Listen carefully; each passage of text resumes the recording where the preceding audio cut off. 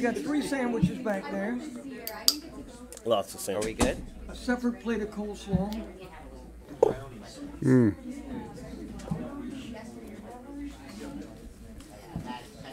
I mean, they got enough sandwiches for. Are we live? With a good. Microphone? We are.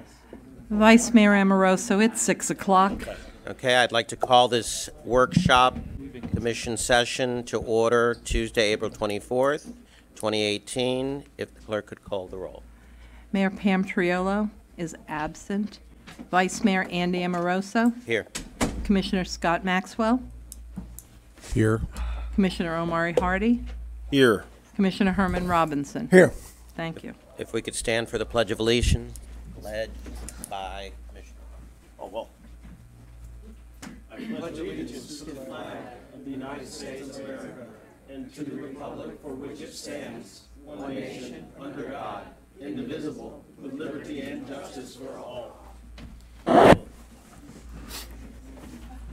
Okay, before we get started, I just want to make an announcement. I will be allowing public conversation tonight. So if you haven't already put a blue card in, feel free to. And William, are you kicking it off? William Waters, Community Sustainability Director. To give you a little overview, we have been working on a series of updates, amendments, and clarifications for the land development regulations for about 20 months. We had a schedule whereby we were trying to bring to you every 6 months updates, clarifications, and requests for changes that were appropriate for the land development code. And due to some staff issues and turnover and some of the requests that we were working on have been very complicated, we're now bringing you a series of LDR changes that are about, in some cases, about a year late. Most of them deal with clarifications of the code, simplifying the permitted use table, dealing with some issues that have arisen over time under the previous Planning and Preservation Assistant Director, myself, and then under Mark Stivers. We have a sort of a lengthy but hopefully clear and simple PowerPoint presentation that goes through each item individually. We would request that you let us get through the whole thing and take your notes as we go along, and then we can go back and ask questions. I think it might get a little confusing if we ask questions in between each one, because you'll notice that some items have 2 parts in the definition section, and then in another section it will show how that aspect will be implemented. But most of this has had some public input from both the Planning and Zoning Board and the Historic Resource Preservation Board, and also input from applicants and others who have come in through the process to request zoning approvals or new developments and their other things such of that nature. There are a few pieces that will be complementing what we approved in the comprehensive plan that has gone to the state. Mark and I received a letter that they have received it, and we do expect to hear back within a month or so that it's in compliance and will be put into effect. So if you don't have any questions, we'll jump into the PowerPoint and we'll go through that, and then we'll circle back and take your questions. Great. Thank you.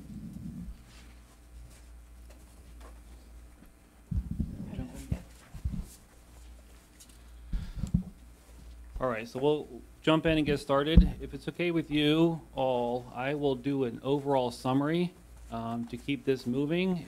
If we do need to drill down into more detail, please let me know. And we can do it as we go forward if you have specific questions or you need more information. All right, everything is in your package, should be by, if you have the ordinance part, we're going by the exhibits to the ordinance, and I'll go down by the letter of each exhibit in the ordinance that was being proposed to be adopted. That make sense? So A is all the definition changes. One thing about an ordinance is often a strength of an ordinance is that we have clear definitions for each use, and so as we continue to make these amendments, we're going to keep updating our definitions so that we are clear. In summary, we've clarified some definitions for auto uses. You'll see that we're adding a proposed overlay district for the arts-related businesses. We added definitions for them. Based on some recent discussions that we've had here at the Commission looking at urgent care and pharmacies, we've clarified some of the medical-related uses so that our definitions of those uses are a little more specific so we can clearly define them. We added a definition of, improving the definition today for the parapet, saying that a railing or balustrade can be added on top, and that doesn't take an effect the height of the building up to the height limit per the city, what's the word? Charter, thank you. We looked at the definition of permeable materials because we use impermeable, I'll get this right yet, as a term for intensity of lot use. We don't want there to be confusion if say someone paves their driveway with a permeable paver, that doesn't get confused whether that's impermeable or permeable. So if you have a driveway that still counts as your lot use or lot coverage, we just want to make sure that definition is clear, okay? So clarifying that. We're adding a section, we've talked about this, for solar energy systems. As I think you all are well aware, we are a Soul Smart community now. Part of that was to add clear procedures to allow solar facilities on buildings. We had to add some specific definitions to cover that. We're making a change, and I think the city is well aware of this, to encourage workforce housing, not affordable housing. So to provide clarity, we did add a definition of workforce housing as a percentage of AMI. So that definition's in there as well. And then in addition, you'll see a lot of minor changes. We've tried to group like terms together. So instead of a wall sign under W, we have sign, comma, wall. So you go to one section of the definitions and you see all the sign definitions all grouped together. So we tried to group some similar definitions all together in one section. Okay, so that's Exhibit A. Any other things you want to go over on that? Keep going. Yes, could you go over again permeability and lot coverage?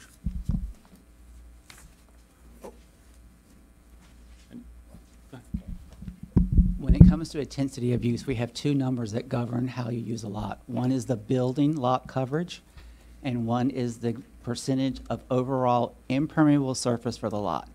We wanted to clarify that there are permeable materials, materials that let water go through them, that may be viewed as a hard surface but allow permeability, and they would not count toward the impermeable surface ratio. Okay. And so that definition was provided to clarify that. Okay, thank you. I had a couple. Are we going to move on from this, is what you said? Or we're going to add to this? Okay, so let me just ask a couple things. Rooftop, you had mentioned rooftop. Some of the things that have popped up with people looking to do work is the actual top of the roof, and then they're adding an air condition. A lot of the new air conditioning units, they want you to elevate them. And or we've had requests for like rooftop gardens, things that might have a tent or something. How does that apply when we're looking at the actual heights? Okay, our charter states that any structure, building, or edifice, or any part thereof cannot exceed the limit. So east of Dixie Highway it's 65 feet, west of Dixie Highway it's 100. If it's not a permanently attached item, like it's an umbrella on a stand, that doesn't count. But if it's permanently affixed to the building, it would. And we do allow, as long as it doesn't exceed the height in the charter, mechanical equipment, the buffers and screening for mechanical equipment, elevator and store overruns, and a couple other items to exceed the overall height allowed in a zoning district, but it can't be more than 10 feet, and that area of building that exceeds that height can't be more than 10% of the overall building footprint. And so that's clearly defined in our code. So. Okay, and does that apply to something like AT&T towers, things like that? That's a separate. That's on communication towers, and unfortunately, the tower that came to be exceeds the charter, exceeds everything, but it was put in the FEC right-of-way. We tried to encourage them to go through the zoning process. Because of our charter, we were overruled, and so down on, I think it's 9th Avenue South or 8th Avenue South, there was a monopole that was erected in the FEC right-of-way, which is not governed by zoning regulations. And then going back to lot coverage, We don't get income. just for clarity, we've had a lot of people looking at, you know, putting rocks, putting mulches, putting things in lieu of all the greenery, because we know certain times of the year, you know, there's droughts, they can't water, especially rental properties. Personally, I'd rather see, rental property well maintained with some kind of a rock versus landscapes that's dying. So does this kind of fill in those gaps? Well, this is one area why I request that we get through the whole Okay, well, presentation. then that's why I asked. We Is this will be where- coming back with some additional recommendations to the landscape code. Those aren't ready yet. Okay. That address that specifically, Okay, but they're not in this package. okay. Herman, did you have a question? Not now. Okay. Well, I asked, I didn't know where you were going, so I'll wait and do it all at the end. Okay. And on that note, I'll say this, these documents are always what we call like a living document. They're never set in stone. As we come across things, we already have a rather long list of additional things we want to start looking at for the next round. So as you as a commission, if you come up with issues, please bring it to our attention and we'll add that to the next round. I know we've talked to several of you already on some things. We want to incorporate those in, and probably once a year, we'll come back with you with these kind of changes and updates as we continue to improve these ordinances. All right, Exhibit B, this is just a cleanup item. I see we have a table in our land development regulations that look at the procedures for public hearings, and on several of the items, it's simply listed, but then it says no public hearing required. So we're simply taking them out of the table because it can at times add confusion to people. Why is it in the table when it's not required? And one item that we have had discussions with our legal team is the ad valorem tax. And you'll have one at your next meeting where we bring forward. There's nothing that requires that to be a public hearing, so taking it out of that category allows it to go just on the consent agenda part. So it's just a procedural issue as we move forward. During our round of discussions with the boards, we did have one recommended change, which I'll bring up, and that is the advertising requirements for small-scale future land use map amendments. I think it's come before this board several times, the concern about clear communication with our residents and neighbors. And we have agreed that we would like to add in a requirement that the property be posted 10 days prior to it going before whatever board will make the final decision. Something like this would become before the Planning and Zoning Board for discussion and or the Historic Board for discussion, and then the Commission for action. And we would support the idea of posting the property or somewhere in the neighborhood a notice, hey, there is going to be a change to land use because that may have an impact on others. So that's one that we would recommend bringing forward as well, just that to improve communication to the residents. Keep moving, or you want to, up to you. No, we'll go and do them at the end. Okay. The next one is a administrative adjustment, and that's talking about, and we have a section where staff has the ability to make minor adjustments per site to allow some leeway, such as we can give up to a 5% adjustment on a setback or a height issue as long as it's within range. We can give up to a 10% relief for parking under certain criteria. So one of the issues that comes up often is when a property has more than one street frontage and the question of a fence height comes up. Is this a front yard or a side yard? And we want the ability to administratively look at and establish a front or side for the purpose of a height of a fence. So that's something we're adding in to the code under Exhibit C.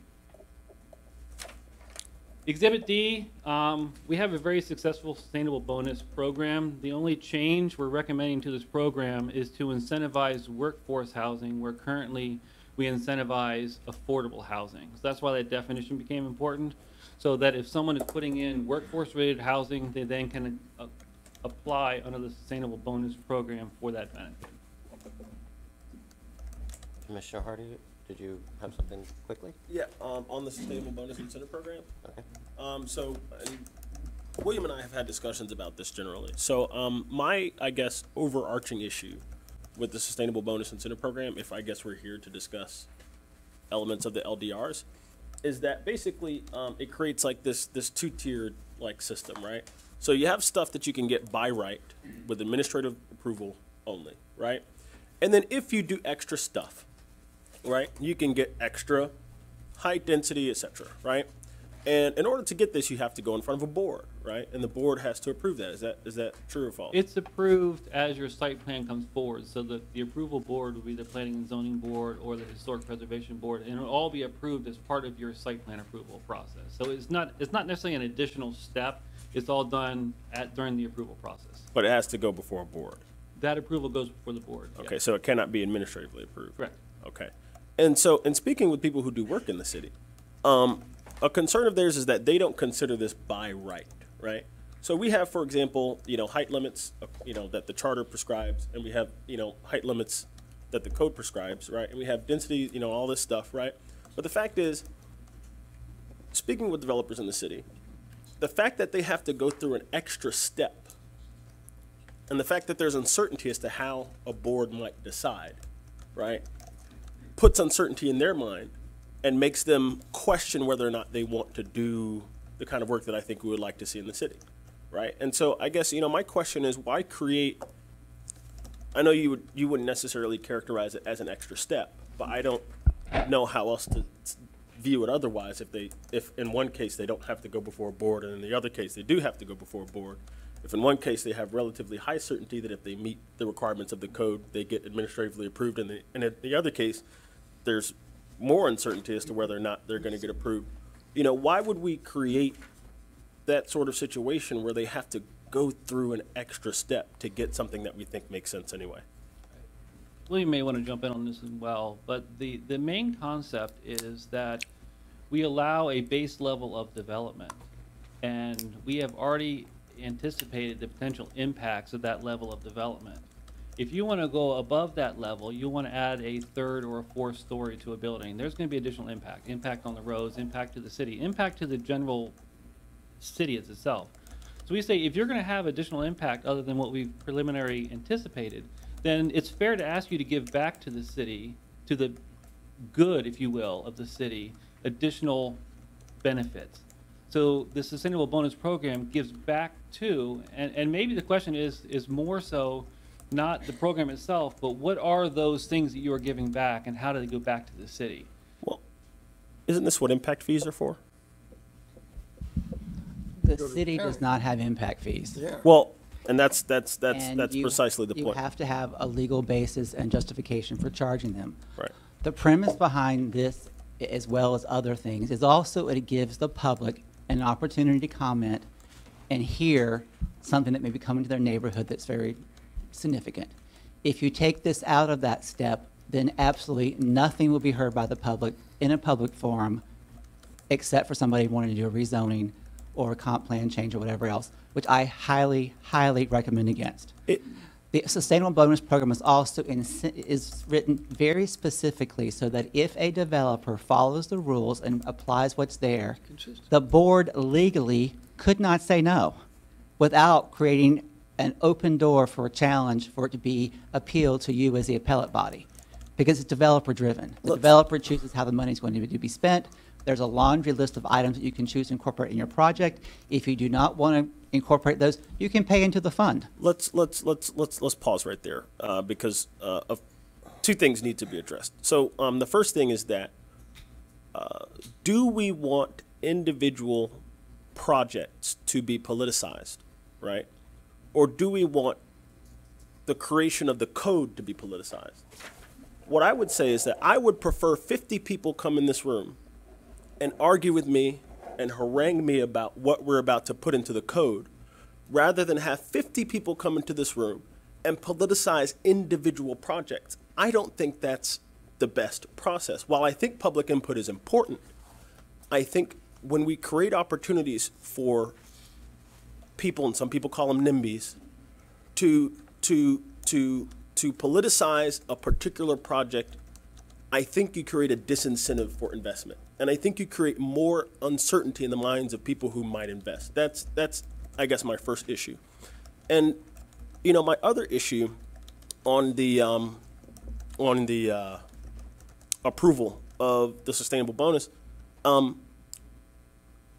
we've been in situations recently where a developer has followed all the rules and planning and zoning has come really close to not approving a project that should have been approved. because the developer followed all the rules, right? And just because a board should do X, Y, Z according to the law doesn't mean that they will.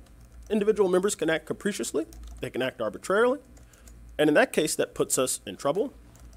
It can delay the timeline for a particular project, and it can expose us to liability. And so, I guess my question is, why not increase the base level expectation for development in the city? If we think it's okay, and really, for X size building to go on Y lot, why not just allow that to happen in the first place instead of forcing developers to go through the eye of a needle and narrowing the universe of people who are interested in investing in the city? Two things. If we went the route that you did, we would be the only municipality in the country that I'm aware of, except for Houston, that would allow carte blanche development with no control. Well, we have a zoning code. We have a zoning code, but Right. there is no way to educate and build awareness in the community of every permutation and mutation that a zoning code would allow at every single parcel of property in every single zoning district. We would spend the next 1,000 years explaining to the public what might happen. We can give them a broad brush overview with the comprehensive plan at a macro level, and then the implementation strategy of the LDRs at a micro level, and then what individually happens on a property. There are a number of varieties it could take. And without the public being here, they will understand here is the broadest array of things that could happen.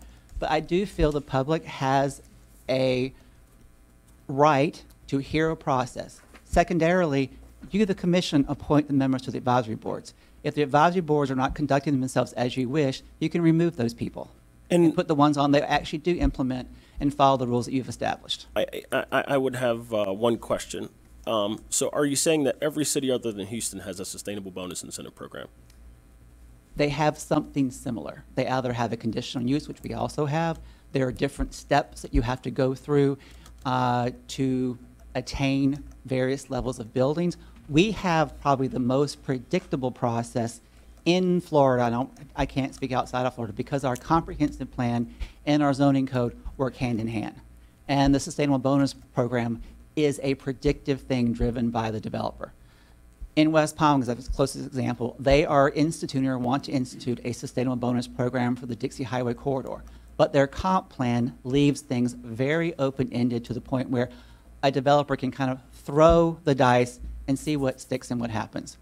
Ours is very predictable. Here are the parameters at which you develop, and we've made it so that when someone comes before a board and has followed the rules and establishes an argument that they meet each aspect of it, it does create a sense of certainty.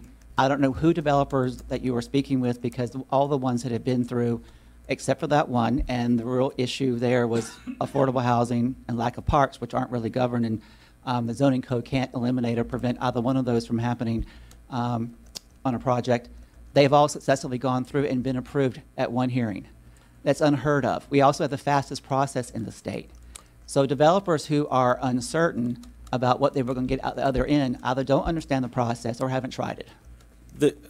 What I will say is that there's more than one developer, but one developer in particular who has a large project in the city has spoken with me specifically about that issue and about how to him it did not appear to be a by right process if he has to go in front of a board.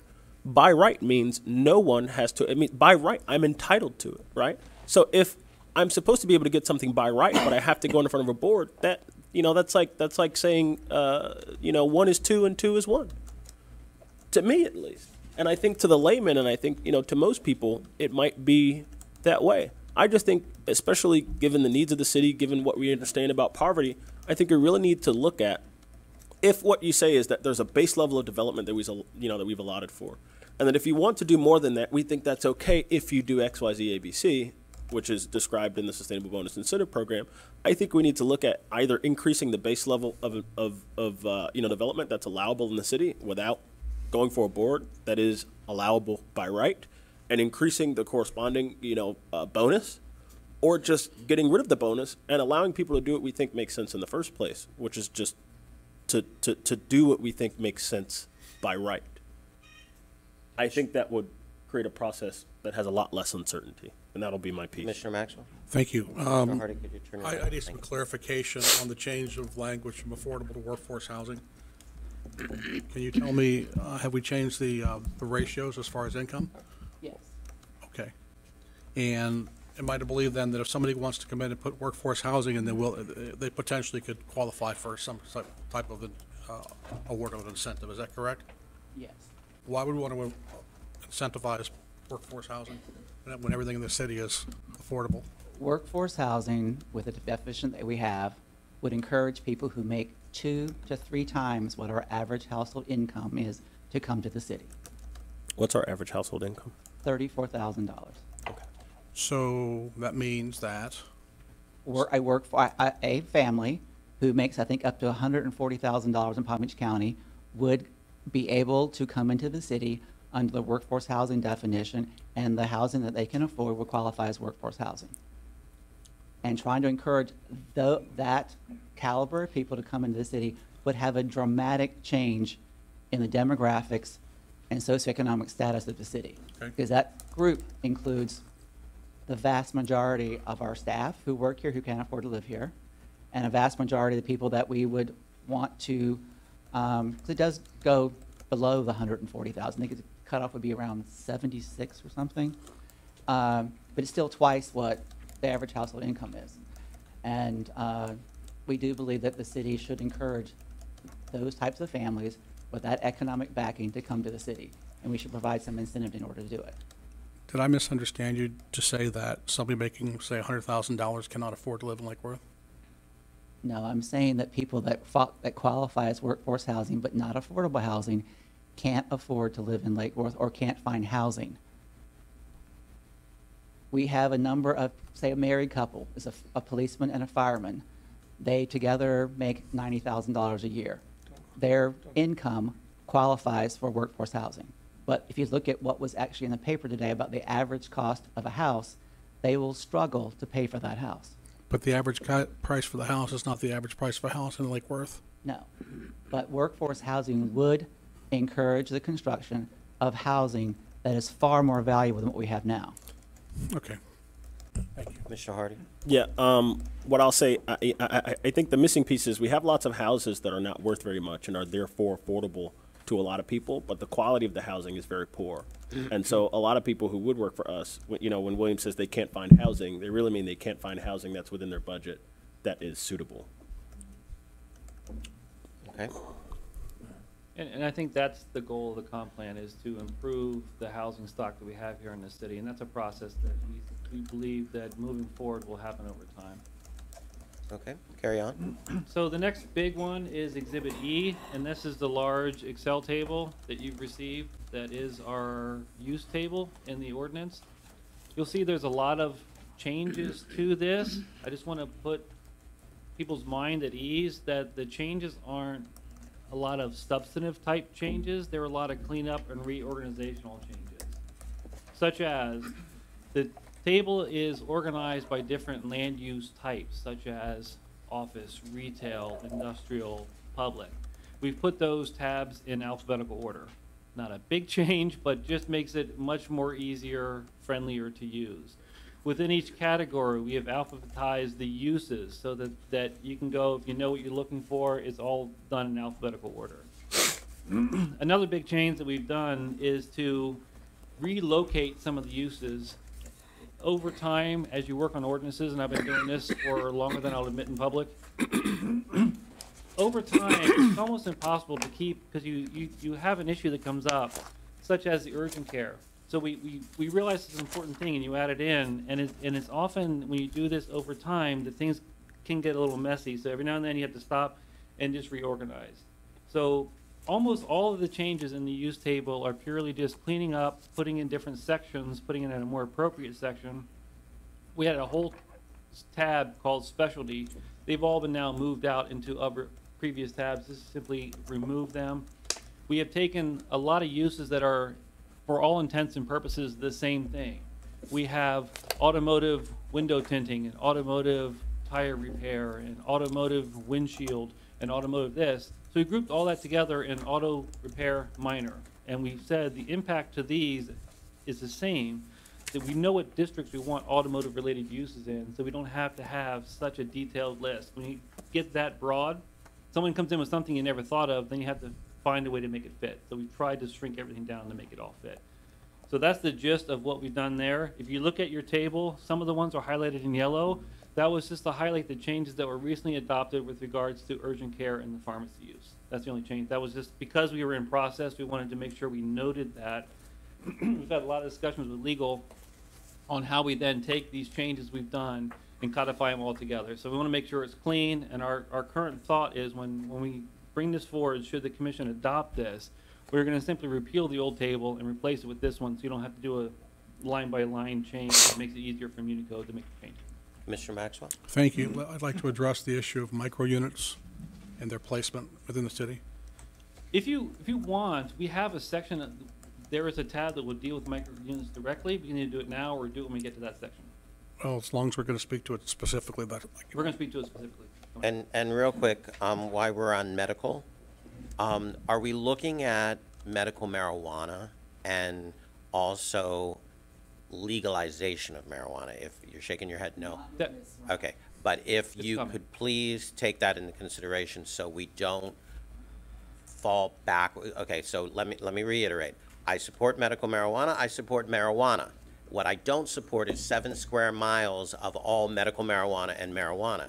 And we know that marijuana is coming down the road just like medical marijuana. And medical marijuana snuck up on us. So I'd like to address where it will be legal in the city and or areas for medical marijuana future and marijuana. So our 7 square miles is nothing, it is not all of the above. Okay, just to hopefully give you a level of comfort, we did extend through your approval the moratorium on marijuana-related uses until I think the end of September. We're already looking at what some other communities are doing. Okay. And we will come back to you before the moratorium is out with options as to how you might handle marijuana, medical marijuana, marijuana uses, and where they may be looked upon as being appropriate or not. And that will probably be a discussion in and of itself that could take a whole evening. Okay, I just wanted to make that statement. Okay, moving on. Okay, Exhibit F in your book is looking at a few issues. First one is we have had several requests to reduce the minimum lot width in the residential districts from 75 down to 50. We have a lot of lots in the city that were originally 25-foot wide lots when the original plats were done. Quite often it was very common to take 2 of those 25-foot wide lots and have a 50-foot wide lot. At 75, that means almost all these lots are non-conforming. Reducing that lot width down to 50 brings a whole lot of lots in the city into Hold on one second. conforming out of a non-conforming use section. Mr. Hardy? Yeah, so may I ask why do we need 50-foot wide lots? All right. LDRs are set up basically assuming on their premise that you have a blank canvas and you're creating lots. So you have to have parameters under which lots are created. So we're saying in this, with the minimum lot width for residential lots that will be created is 50 feet versus 75 feet.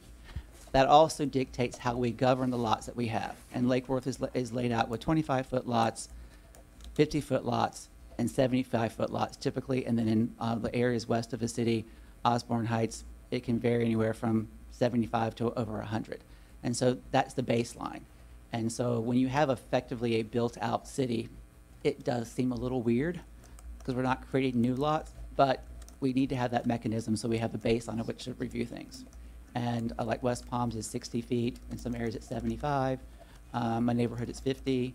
So we've got a 50 standard across the city. I guess my question is, and I understand that there are relatively limited opportunities to, build like, single-family homes in certain places. But I guess my question is, being as we are the city of 25-foot lots, why not allow that in the zoning code? We have a mechanism where you can build on the 25-foot lots by right that already exist in the city. Not necessarily. Well, if you were to find some large space to build homes, and being as I don't think the 25-foot lot detracts from Lake Worth's character. I think it is probably the essence of our character. Why would we not allow new 25-foot lots? This does to be not built? preclude that from happening. What you would do is go You'd through have to do residential it. plan development. Right. If you're going to subdivide property, create your own zoning mechanism, and if you wanted to propose 25-foot lots, it could be done, and then it comes for you for approval. I guess, but why make them go that route when we can just allow it in the residential family? Any the, subdivision of property, creating new lots, for the most part, either goes to one of the other boards or comes to you.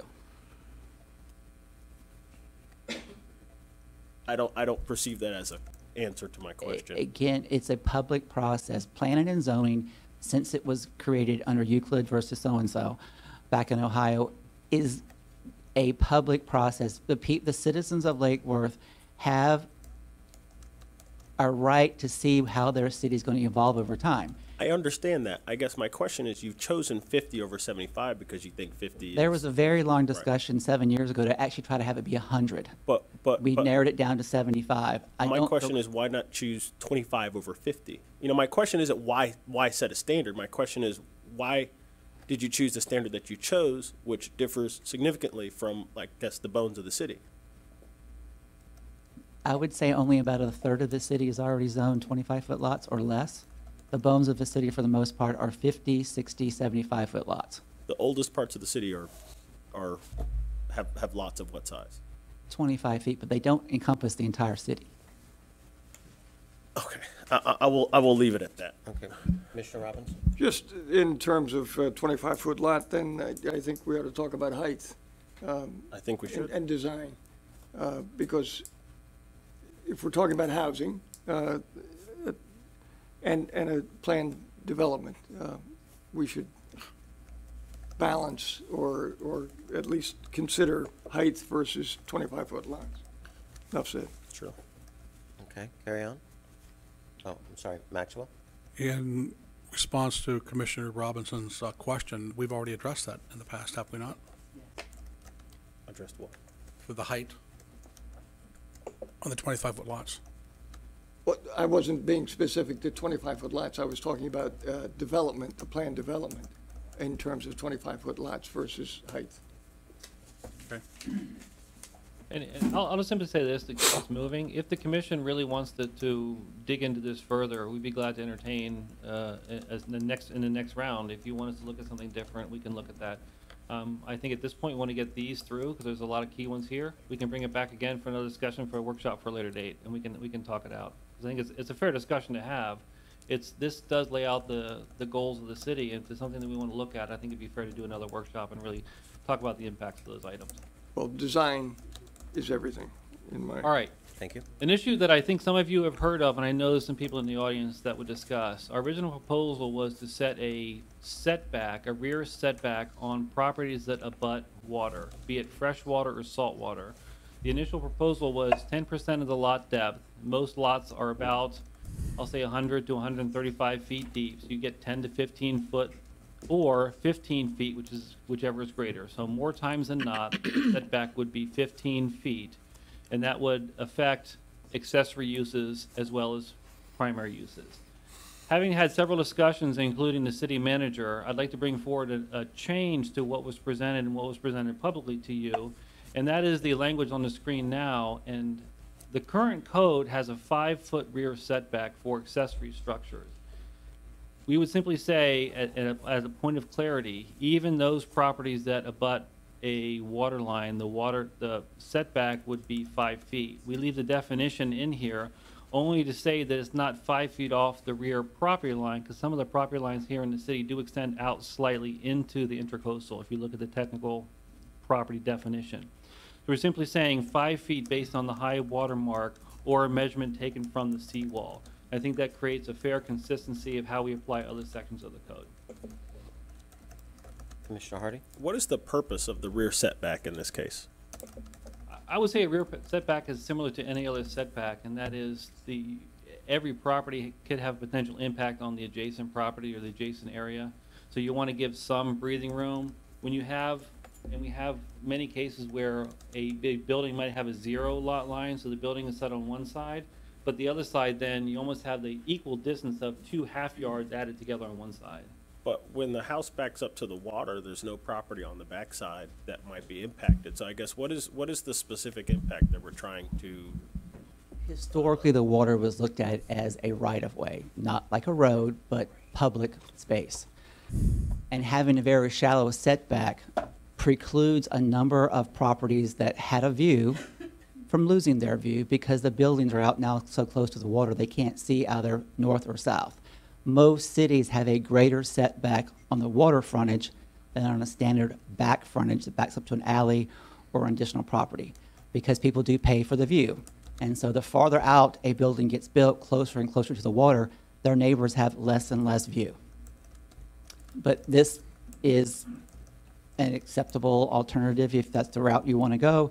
But historically in Lake Worth, we've always had a greater setback on water frontages, both accessory and residential buildings. So in Lake Worth, all of our waterfront, well, most of our waterfront property is single family, right? With the exception of the golf course and Bryant Park. Right. Yeah. Right. So, my question is, to what extent does the right of the property owner who bought a property and wants to use it and maximize it, to what extent do we value that over the ability of another person to look across or through another person's property, right? Because that ultimately is, what we're talking about. I can understand it if, what you're talking about is height along, a waterfront like Flagler, where you've got a park and lots of public activity happening. But, I'm thinking about South Palm Park, and I'm thinking about College Park, and basically what you have there are homes backed up to the water. I'm not going back there fishing in people's backyards. The only people who can enjoy that are the people who own property there, and I guess, why shouldn't we maximize their ability to use their property? I guess what's the point of a setback when it's single-family homes backing up immediately to the waterfront when the only people who are going to argue about this are neighbors? I don't. Am I the only person who? That's always the case. Who, this isn't a large public issue, and I think if it's not a big public, that affects many, many people in Lake Worth, we should defer to the property owner. Vice Mayor, just so we know how to move forward, would you want to get a consensus on these different issues so we move forward, or do you want to try to do them all at the end? Well, let's do them at the end so we can have clarity and we'll hear from the public. But my question for setback, how does a setback, okay, so we're talking about neighbors. So if you're on the water, like I was just inundated with people calling, for the rain we just had because we had so much flooding. What's the impact if there is no setback? What's the impact on neighbors for water intrusion? For, we see the intercoastal come up over somebody's property on a regular basis, especially at moons and storms. If there is no setback, what's the retaining areas? I picture, the seawall coming up over somebody's property, and then because there's no, it just moves right into the neighbors. What's the liability? What's the It's a good question because the mean high tide mark is changing. It's moving west for the most case. Also keep in mind that many of our properties in that area are low and have not been developed. So if you build a new building, it has to meet the new freeboard flood elevation. So there could be an accessory building not only at 5 feet from the new mean high tide mark, it could be 2 or 3 feet higher its foundation than the house next door. And it's very difficult to raise the property without having a negative impact on your neighbor. You're not supposed to drain water on your neighbor, but it's already happened in a number of instances that we just couldn't preclude it. So there would have to be a new survey done, and then, like as of today, whatever day that would be, the mean high tide mark would be marked as X. But that X might change 2 years later and be further west. And we would not be able to have much control over the impact on adjacent neighbors, especially when it comes to flooding. Okay, moving on.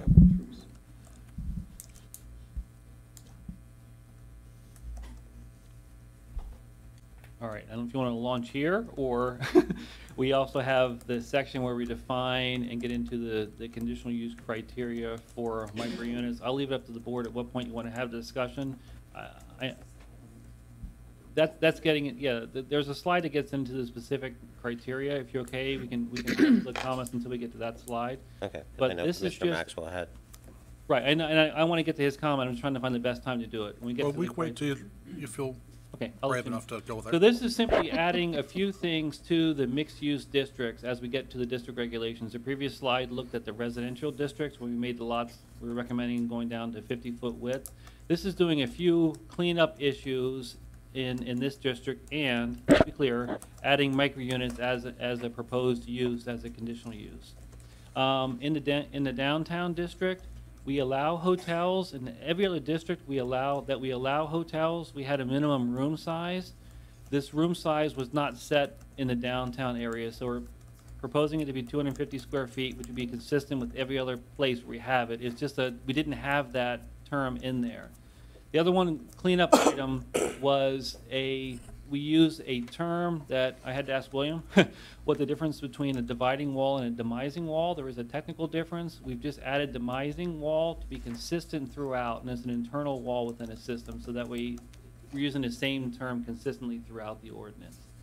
The other one that is a minor change and just a clarification is that in the mixed-use district, any use that in that district that is 100% residential and doesn't add a mix, the height, setback, and regulations will now be based purely on those same things in that district. So almost a form-based concept, if you will, that the building size and density and intensity of use doesn't change whether you have a mix of commercial or residential or is all residential. The intensity of use in a lot would remain the same based on the criteria of the district, if that makes sense. Okay. Okay. Exhibit H is going on to a thing that we think, and Commissioner Hardy, I think this might get to some of your previous discussions. Currently, we say to have a planned development, a planned residential, a planned commercial development, you have to have a minimum of 5 acres. We're saying now east of 95, let's reduce that down to 2 acres, because I think that it's harder to get 5 acres east of 95. Is a little easier opportunity west of 95. So we're simply incentivizing this option of being a little more creative as an easier step by reducing it down to 2 acre instead of 5 acre minimum. What can you give us a picture as to what one block is 2 acres? Give or take, about approximately, yeah. Okay. So if someone would come in and they would assemble several pieces of ground together, and as you know, we are doing that. We're working with the CRA at times. We do projects like this. This would then allow a more creative redevelopment of those parcels, and we think might incentivize developers to come in and get a little more creative with their development style. Could I ask a question? What do other cities require as far as minimum sizes for planned urban developments? It varies. I know that in some cities, Delray Beach has a district. You can have your land rezoned. The term is hilarious. It's SAD. It's a sad term, pun intended. But they allow you, it's a special activity district, and it's almost the same as ours, where when you rezone to that district, you then come to an elected body like yourself with a proposed development pattern. And it doesn't meet the exact criteria similar to our plan development. You then say, here's how I want to do it. I want this height up to this, no greater than what the charter or the comp plan would allow. I want density, I want height based on this, but I can flex some of the other things. I might have a slightly different setback. I might adjust my parking ratio based on what I think would fit. So you can write your own program. If the city would agree to it, you'd be able to build based on that code. You make any change, you'd have to come back to adjust. How small can the property be? Yeah, that's. But the size, the SAD district in Delray had, I forget the minimum size. I think it was an acre on up. So they were more open to do that. Even down to if you had a use that may be a little different but still compatible, but wasn't specifically listed, instead of doing a text amendment, you could have it rezoned to an SAD district and then adjust the use slightly as long as it's still compatible with the surrounding uses. Something else that might get to your point. Yeah. We have a half-acre urban planned district that is an option as well. Okay. And the parameters of the incentives and flexibility do vary between a half-acre urban plan development or a 2-acre plan development, residential plan development, or mixed-use plan development, or a 5-acre plan development, residential or mixed use. And so we have 3. Ours are on the low, smaller size. But knowing that it is difficult to assemble properties in Lake Worth, we did want to give somebody an incentive and encouragement to actually assemble, because one of the challenges we've had under our code is that people have not been able to maximize what the code allows by right, because they can't get a piece of property big enough to accommodate the type of structure that would house that many uses. Every development we've had come in so far has not maximized either the intensity, density, or the height. They've come close, but the intensity and density have not. Could I follow up with you there?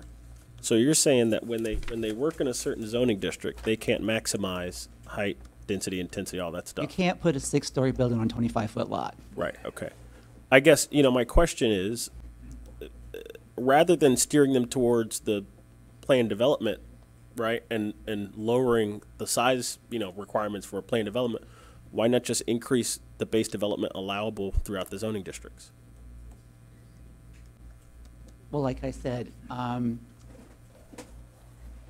like you can put more in the PD bag or in the PUD bag, or you can just put more in the zoning district's bag. Why not just put more? Why not just expand the size of that bag?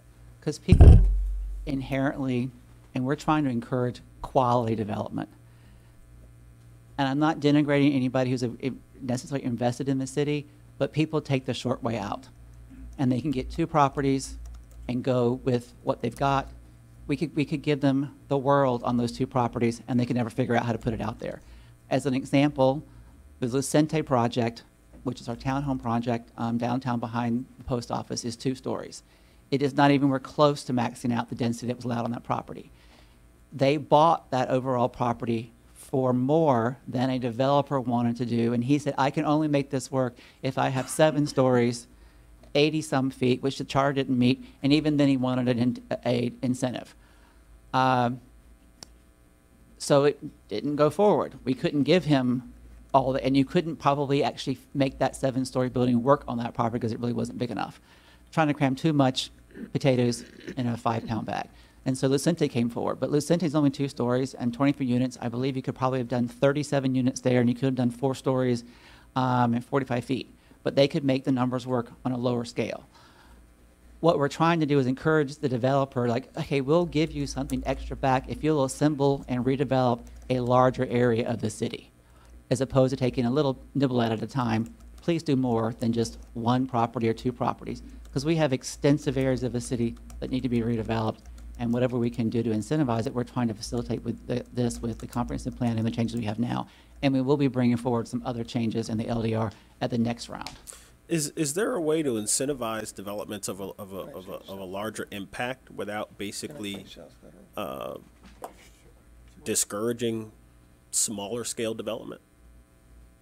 Because it basically looks like, we're saying, hey, we don't want you to do X on this small lot. We want you to do X on this much larger lot.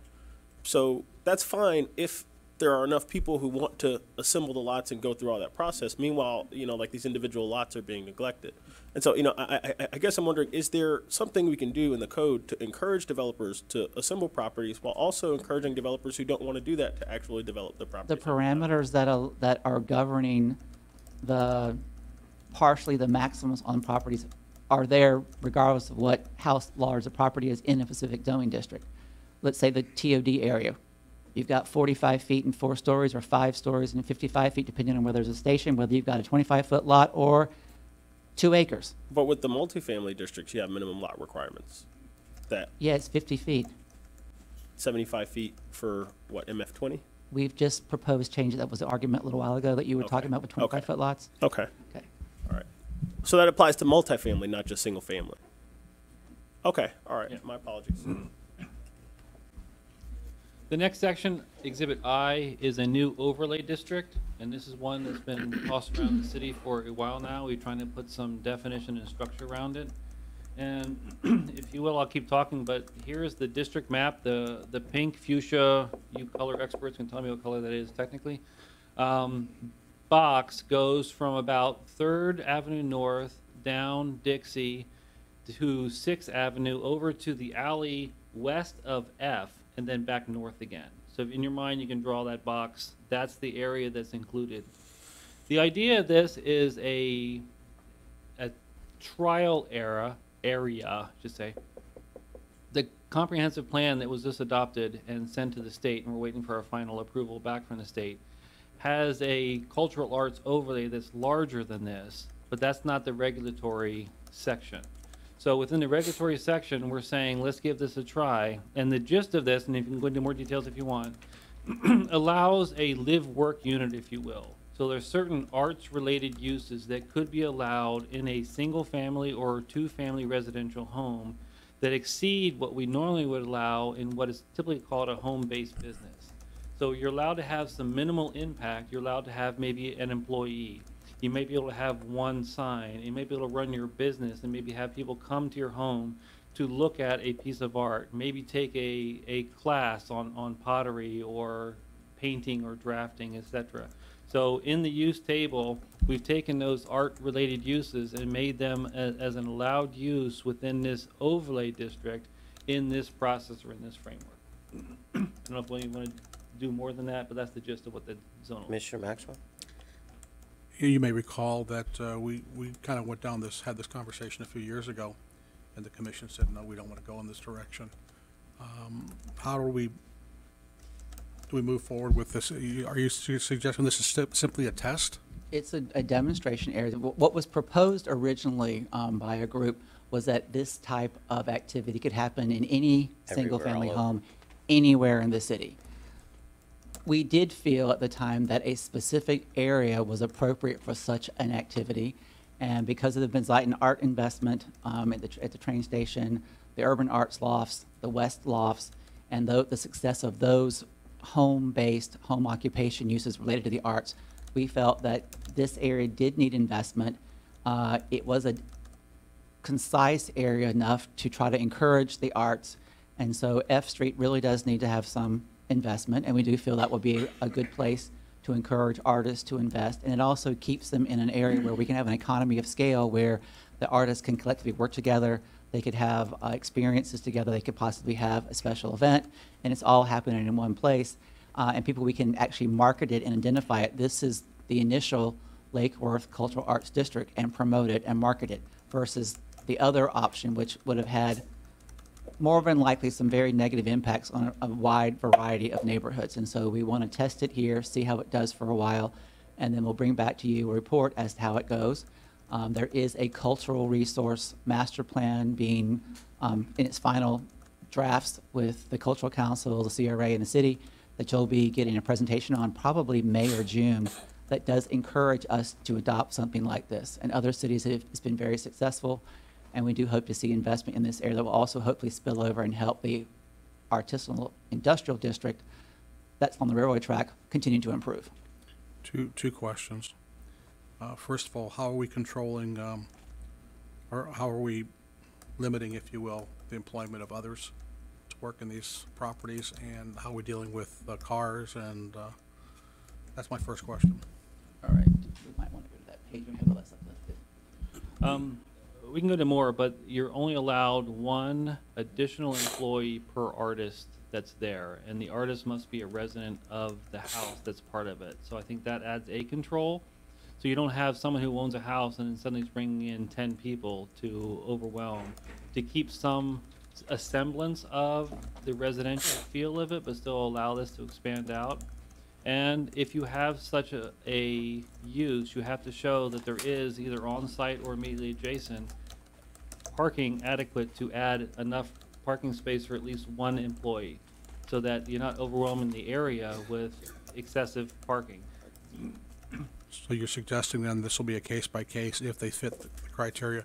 How do we monitor this? Let's say they come in and say, gee, I'm only going to hire one employee, and then 2 weeks from now we find out that they've got, somebody selling coffee, and somebody's, doing this, somebody's doing that. Well, yeah, it's a great question, and as much as you regulate zoning, there's always those things that you base parking on X number of employees plus an area. you have to estimate, you have to use some sort of standard, otherwise you're constantly trying to say, oops, hey, you had another employee, that's another 0.10 of a parking space, you got a parking space, oh, you just lost one, now take it away. So you just create a general standard saying sometimes you're gonna have more, sometimes you're gonna have less, but overall, in the district, the impact then becomes minimal over time. And it's the best way we can look at it. That's, the zoning is always never an exact science. You try to do the best you can, and you look at impacts over time. And we have to keep an eye on it. If it seems to be successful, we can expand it. If we see an area that we might need to adjust, like I said in the beginning, you come back and you tweak the ordinance. Maybe hours of operation are running too early, too late, so we can adjust those. Right now, we have criteria in here what the hours can be. We say that no special events can happen during the week. They can only happen on Fridays or Saturdays. So you're not having an impact during the week to keep that family sense. We define how the business can run. People can only be certain times. Now, if you're an at-home artist, I don't care if you're up till 3 in the morning painting. That might be your quote-unquote business, but there's no outside impact. There's no difference than me having a sleepless night and I'm sitting up reading. You know what I mean? It's not going to change the impact. So rather than regulate around so much everything we want to do, we try to regulate the potential impacts and how that might affect others around them. Understood, but what happens, you know, how do we enforce that? I mean, at the end of the day, it becomes a code violation. We have code And violations. here we go, 162, which means, It is an arduous route, but we have a number, the issue that you bring up crops up across the city. Some businesses have a propensity to sort of push the envelope and then exceed what they were approved to do. And they get a code violation and we go to the special magistrate and we go through that process and make them comply. We have had some success with that. It's a little arduous and long. There are some things that the city attorney's office and I will be working on later to give us more teeth so that we can actually effectively and more quickly and judiciously close some businesses down if they aren't acting appropriately. But we have added quite a number of teeth. That's why we're starting off really small. If this just doesn't work, then we can come back to you and have the Arts Overlay District removed. And the ones that have been open will just be non-conforming.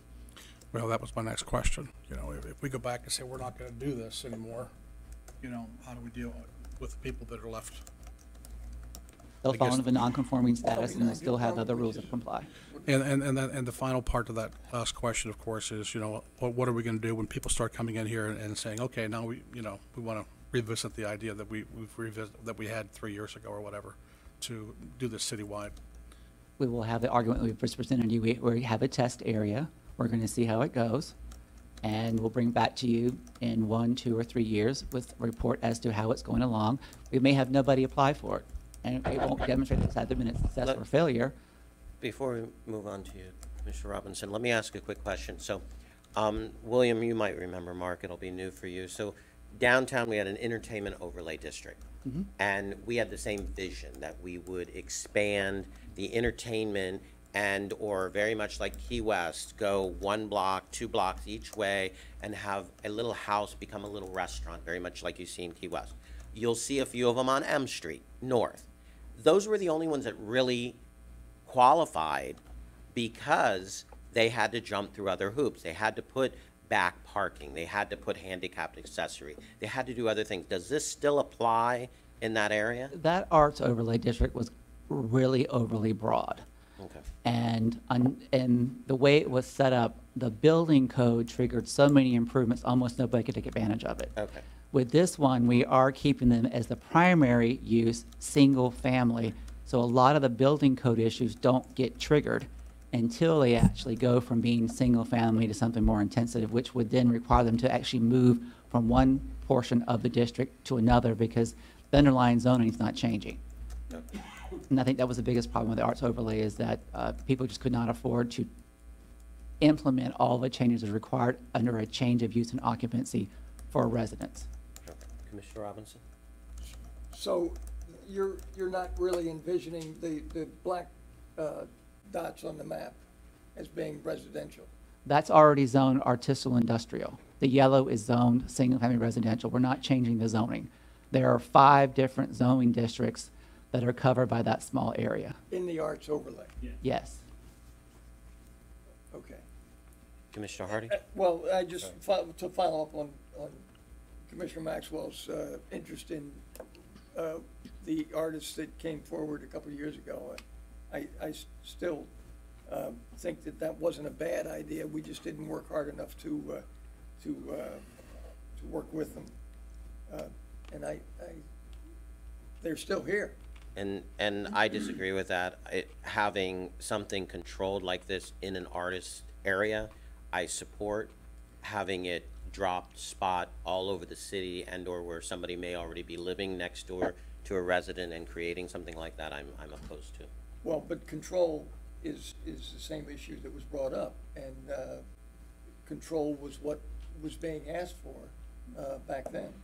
And I believe that it could have worked under the right control. Okay, I don't want to argue the fact, but I remember it being certain specific artists living in homes that were already doing it illegally and wanting to stay in those neighborhoods. Commissioner Hardy? I had a somewhat unfair question. What makes College Park not a good place to try something like this? For the sake of discussion, I think we'll try it here. If the city wants to expand out and look at other areas, I think we could approach that later as we move down. I'm not opposed to it. Here's what some people might say.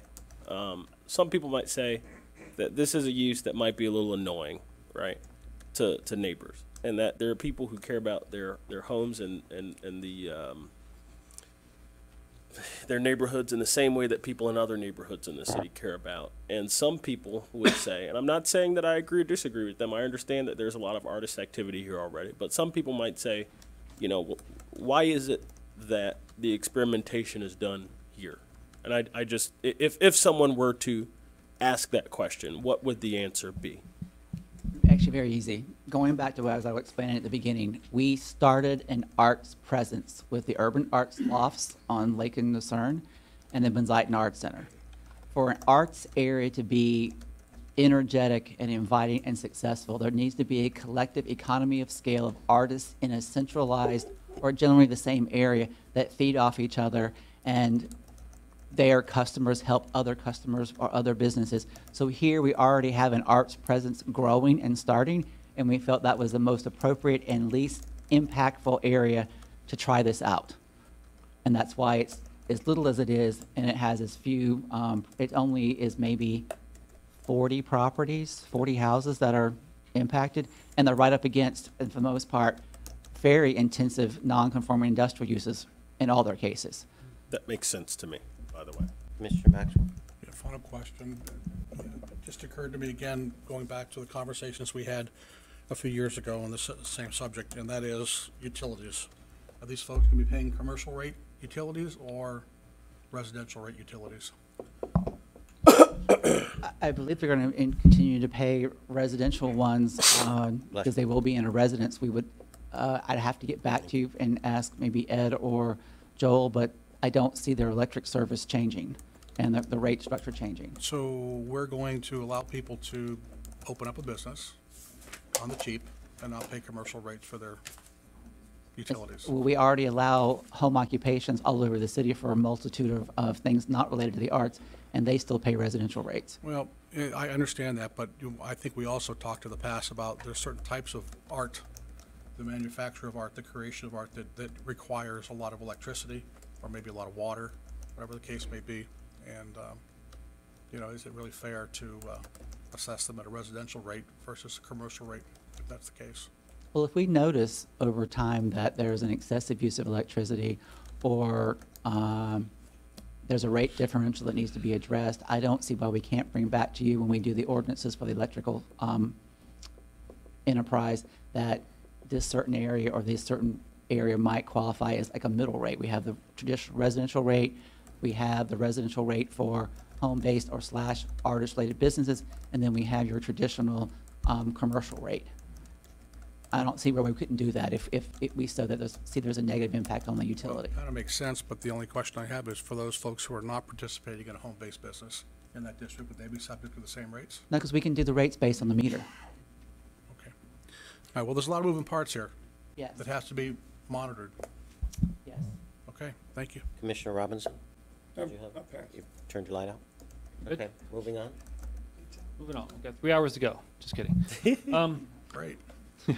The next section we're looking at is dealing with fences and hedges, and this is just really a clarification in one aspect and a material expansion, if you will, in another.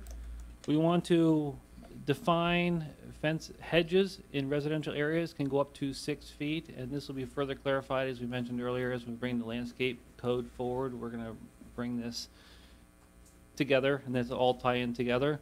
The other request we've had is to open up the type of materials that are allowed to be used for fences, and this would allow vinyl and or fiberglass materials to be used as a fence material throughout the city. There, Hold on. Is your light on? sorry. Commissioner Hardy? There's a qualification on the vinyl fencing, right? It has to be of a certain finish. So we talked in there, the current code says it has to be a wood or a wood-like finish. That's the code, that's what we have proposed. It has to be, well, so like it can be vinyl as long as it looks like wood. Right. Can we just get rid of that and just say if That'd we want be a vinyl fencing, can we? consensus. And, Or- and let me weigh in here. I was going to suggest that too. I think I can probably speak for the dais that we have a consensus that we support vinyl fencing, but the primary colors for vinyl fencing is white and green. And, you know, I can probably speak here that, you know, vinyl fencing is vinyl fencing, and you have a different. Well, I've never seen a brown vinyl fence. And I've never seen a green vinyl fence. I was thinking purely about why if there are green vinyl fences, we should be adding some restrictions to the. No, I don't know that we want green vinyl fencing all around the city. Actually, the green looks great because it's very camouflaged and it's. I see it a lot in the Park of Commerce. It's over here on the west side.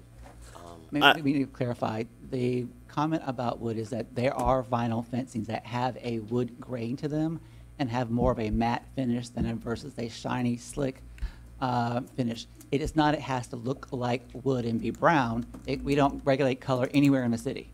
What we have stipulated here is proposing that the fiberglass and the vinyl fencing be of the kind that has a wood grain to it, so it reads more like wood, irrespective of what color it is, versus being very shiny and flat, which ends up making it look like an artificial material. But if you wish to remove the wood finish piece out of it, that's fine. Commissioner Maxwell? Yeah, I'm getting down here to chain link fences. I'm a little concerned here.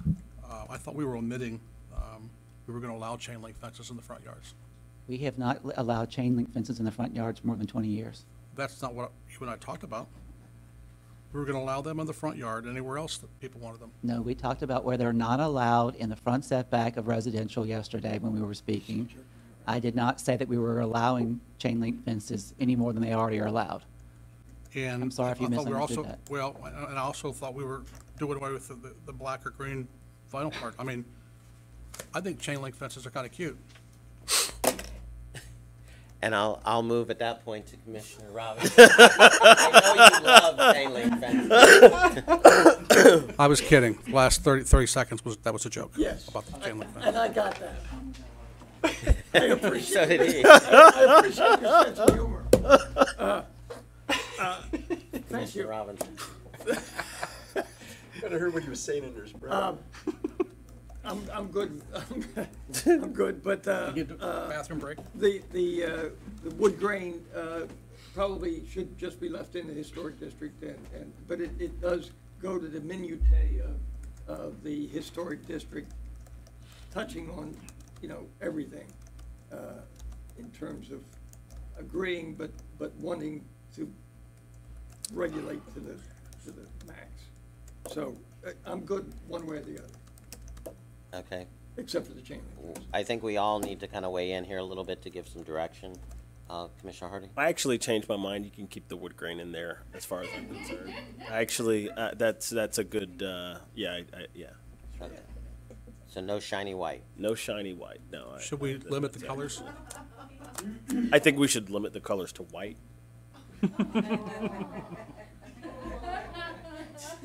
I mean, I've never seen a green vinyl. Is this legit? I think Are I've there seen green vinyl fences around? I don't know that I've seen brown, but I need to. Is there a The fact sample that I vinyl can is a see? process. I think, yeah, I've seen, you can get blue vinyl, yellow vinyl. I mean, vinyl itself, because of the way it's produced, can be in a variety of colors. I can't imagine it's not a company that you couldn't custom order a color of your vinyl fence to complement your house or your shrubs or your favorite flower in your yard. So I don't know if you want to go down the road of opening a door to start regulating colors at this point. well, we don't regulate any other colors, so. You're right. You got you good. Let's talk for a moment about chain link, the chain, I'm sorry? No, but we don't allow chain link, right? You're fine. Okay. Green or black. Green or black? Chain link. It could be in your backyard, it Vinyl. just can't be in your front setback or visible from the street. Okay. And, And we do allow it in some commercial areas. and if chain link is up now and is removed or destroyed, it cannot be replaced in the front If yard? it is destroyed by an act of God or by some other means other than yourself, you can replace it. If you take it down by your own choice and then want to put it back, you can't. Okay. Are we clear? Okay, moving on. Oh, I'm sorry, your light wasn't on. I get the act of God part, but what you're saying, in other words, if I want to replace my chain link with a new chain link, you can't do that. That's what you're saying.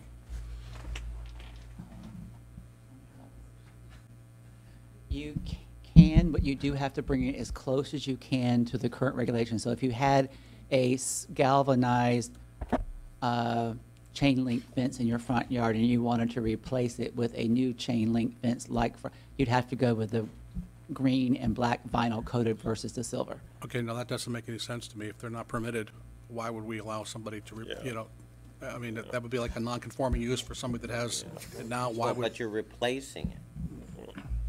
Our code does allow us to, if you have a small section of your fence that needs to be repaired, Oh, that's one thing. then you can, therefore you're not forced to replace the entire thing. If you're doing the full length of a side, you then have to apply for a permit for that, and the permit then has to meet the current code. So you'd have to then bring your fence up to the standard of the code that we have now.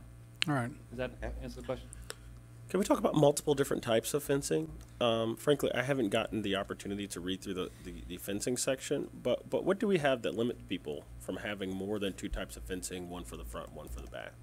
Because I've seen in my neighborhood, for example, multiple types of fencing. I've seen 3 types of fencing in the front yard and different types of fencing. And you know this to be true. I know We currently don't have I don't know how regulations. people get 3 types of fencing. So in their- if you but- want to do that, we could say that from a point to a point, and that point has to be a significant change in direction more than X number of degrees, then that fence has to be consistent in style. If you want to, we can add such a criteria in there for Can we- that, but Can we just say that you get one type of fencing for the entire front part of your house and one type of fencing for the entire back part of your house? A mix and match.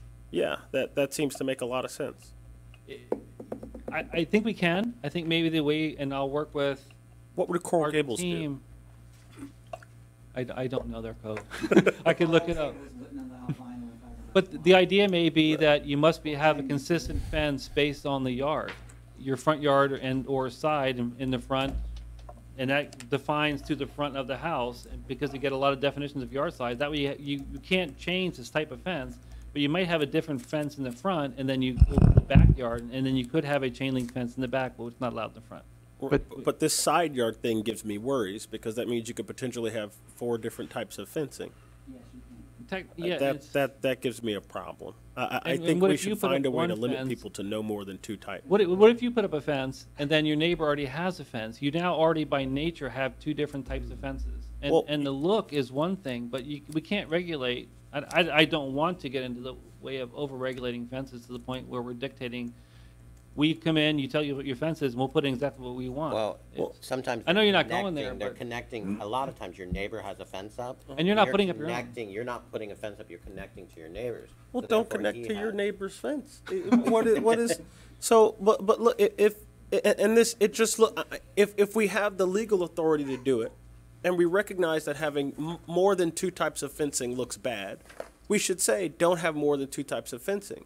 We should say if you have fencing in the front, you should choose fencing for the front of your house, and then you should choose fencing for the back of your house. but I've seen in my neighborhood, people have 3 types of fencing for the front of their yard, and it looks like crap. There's no way to make 3 different types of fences look good. And if your neighbor has a fence, and you know you want to put up your, well, you should put up a fence next to your neighbor's fence, and that's your fence, and that's your neighbor's fence, and everybody knows the difference between your fence and his. But I don't see why we should allow, if it looks bad, people to have 3 different types of fences in the front of their yard. It's hard. We can try to craft some language, if we agree to move this forward tonight and we bring it up for a vote, we can attempt to craft some language that would in some way say that a fence section must be consistent and cannot change styles among fence sections. At least get some level of consistency in there. And what is a fence section, right? And that's what we'd have to work on. And I don't want to just think on the fly. I'd be willing to bring something forward, and we can bring an option or two. And even if you could, on one-on-one meetings, we can get at least an idea how the commission would look at this. And then we'd have to bring it forward, obviously, in a public meeting for you guys all to decide on. That's the only way I can think of doing this. We can actually pull something. Some of the historic preservation districts in Florida and the country do have some fairly significant regulations on the types of fence, the styles of the fence, and being consistent. I'm sure we can pull something from one of those and craft it into an ordinance, and you can look at it at our next hearing. Okay. Now, let me just ask you quickly, so any of the ordinance that move forward isn't necessarily going to fix that issue, because what's pre-existing is pre-existing. And let's, Where it could fix it is if those fences were put up without a permit, Okay. willy-nilly all over the place, they fall into code compliance, they've got to get a permit for their fence, they would have to make them consistent. Well, and being here for so long, I can tell you how these fences evolve. You replace your fence and you throw it out at the street. They pick up your fence and put a piece up, and they didn't get enough, and somebody else puts it out, and I can tell you that's how a lot of these things happen. and Recycling. you know, the other thing is, so this definitely governs like new things, right? Like somebody erecting a new fence, or if somebody has an old fence that you know was never permitted, you know, exactly like you said, okay. But the whole act of God thing, right? Like if we recognize that some things we would prefer and some things we do not prefer, why don't we see acts of God as an opportunity to replace things that we don't prefer with things that we do prefer? If you want to take on a legal battle with the insurance industry, have at it. That we have a whole section that deals with acts of God and losses not of your fault, to deal with insurance issues where Likeworth was threatened with lawsuits just before this administration because we had no mechanism to allow things to go back the way they were if their loss were at no fault of their own. And the insurance industry was heavily breathing down Lakeworth's neck that you've got to do something because people could not get insurance on their homes because if it was lost, you couldn't build it back. And I really don't want to get into dividing up what you can get back because of an act of God and what you can't. It just becomes, we have bigger issues and fish to fry. I'd rather wait until we are more like Coral Gables than we go down Coral Gables' road. Okay, moving on. Mark. Okay, this next section is a lot of just cleanup. We have a parking matrix that creates, and I did not even bother to count how many different parking stall sizes based on angle, level. I think we even get into the moon phases and where Mars sits against Venus. So we've decided to say, you know what, if a 9x18 stall is what works downtown, why not make that work everywhere? And a parallel 9x22, then a parallel is 9x22 no matter where you are in the city. So that's just simply, you'll see a lot of strikeout in this section. It's literally just doing one, simply getting rid of that and creating a very consistent standard across the board. And the second thing is we've taken some sections and we've had general standards in section A, and I'm making up letters, but F and then down again in K. And we've taken them all and put them all in the beginning of the section. So when you open up the section, you see all the general standards all grouped together. We haven't rewritten them, just simply relocated them. And then taken out a lot of the excess language and made it very simple to read. Kind of getting down to, Commissioner Hardy, if I can, your thing of make it very easy to read. It's here it is, a parking stall is this by this, no matter where you're in the city. So it's just purely to create consistency. Yeah. Another request we've had is in single family and 2-family homes, the historic pattern has not been to put in a concrete or a paved hard macadam driveway, but we've had other more permeable type materials. And that again gets back to the discussion we had earlier about permeable versus impermeable, a word I'll never say right twice. So we're simply saying if you want to put the shell rock down on your driveway, you want to put the term Chattahoochee type driveway in. As long as it's stabilized and there's an area to keep you from pulling that out into the street, I think that's a fair use in a residential area. So we've been asked to include that into the section. Now, one thing that continuously comes up, especially in my district, and I know that we've kind of fixed the problem, is putting driveways in that actually go over city right-of-way, and we, have them sign off that if any reason, staff needs to get in there, they will rip it up at their cost and all that. Does this address any of that, or will that still be coming to this body when that's the case? I believe that's being taken care of with the policies and procedures manual for public services so that they can put that alternative material. There may be an agreement, because staff cannot initiate an agreement between the city as a party and a private party without authorization from the city commission. Okay. That is one area where we could look at with the city attorney's office, that in that specific case, if they've met the specific criteria of this, that agreement could be signed off on by the city manager on behalf of the mayor and the commission. Because we've gone through quite a few of those, and I know that we've cleaned it up and they've worked great. But if we could, add that in to where, it's just a simple process, a one-step. That wouldn't be here, and we will recheck that, but it wouldn't be in the LDR section. It would be in the public services ordinance section. Okay. Commissioner Hardy? Yeah. Chattahoochee sounds like someone my mother told me never to bring home. But can we talk about the minimum parking requirements under, what is this, exhibit?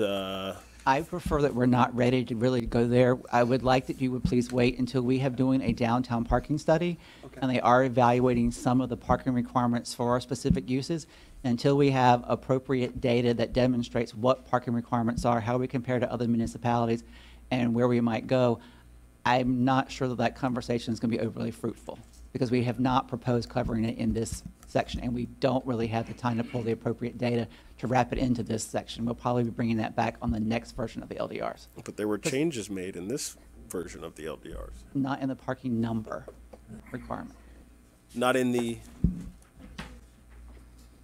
We changed. I mean, so for example, take a look at shopping centers. We made a change, one space per 250 square feet instead of one space per 175 square feet. And that is a carryover from a request from two specific owners actually 18 months ago. That's how long that's been waiting to be brought forward, and I don't want to get in, because this could encompass a couple of days discussion if we're going to get into all the different uses of what might be changed, and I'd rather us have more definitive information from the parking study and some other resources. So we would like to actually make some comprehensive changes to the entire thing, reducing the parking requirements in the city, but I want to have substantial data that we can count on so that we can at least and more intelligently discuss that.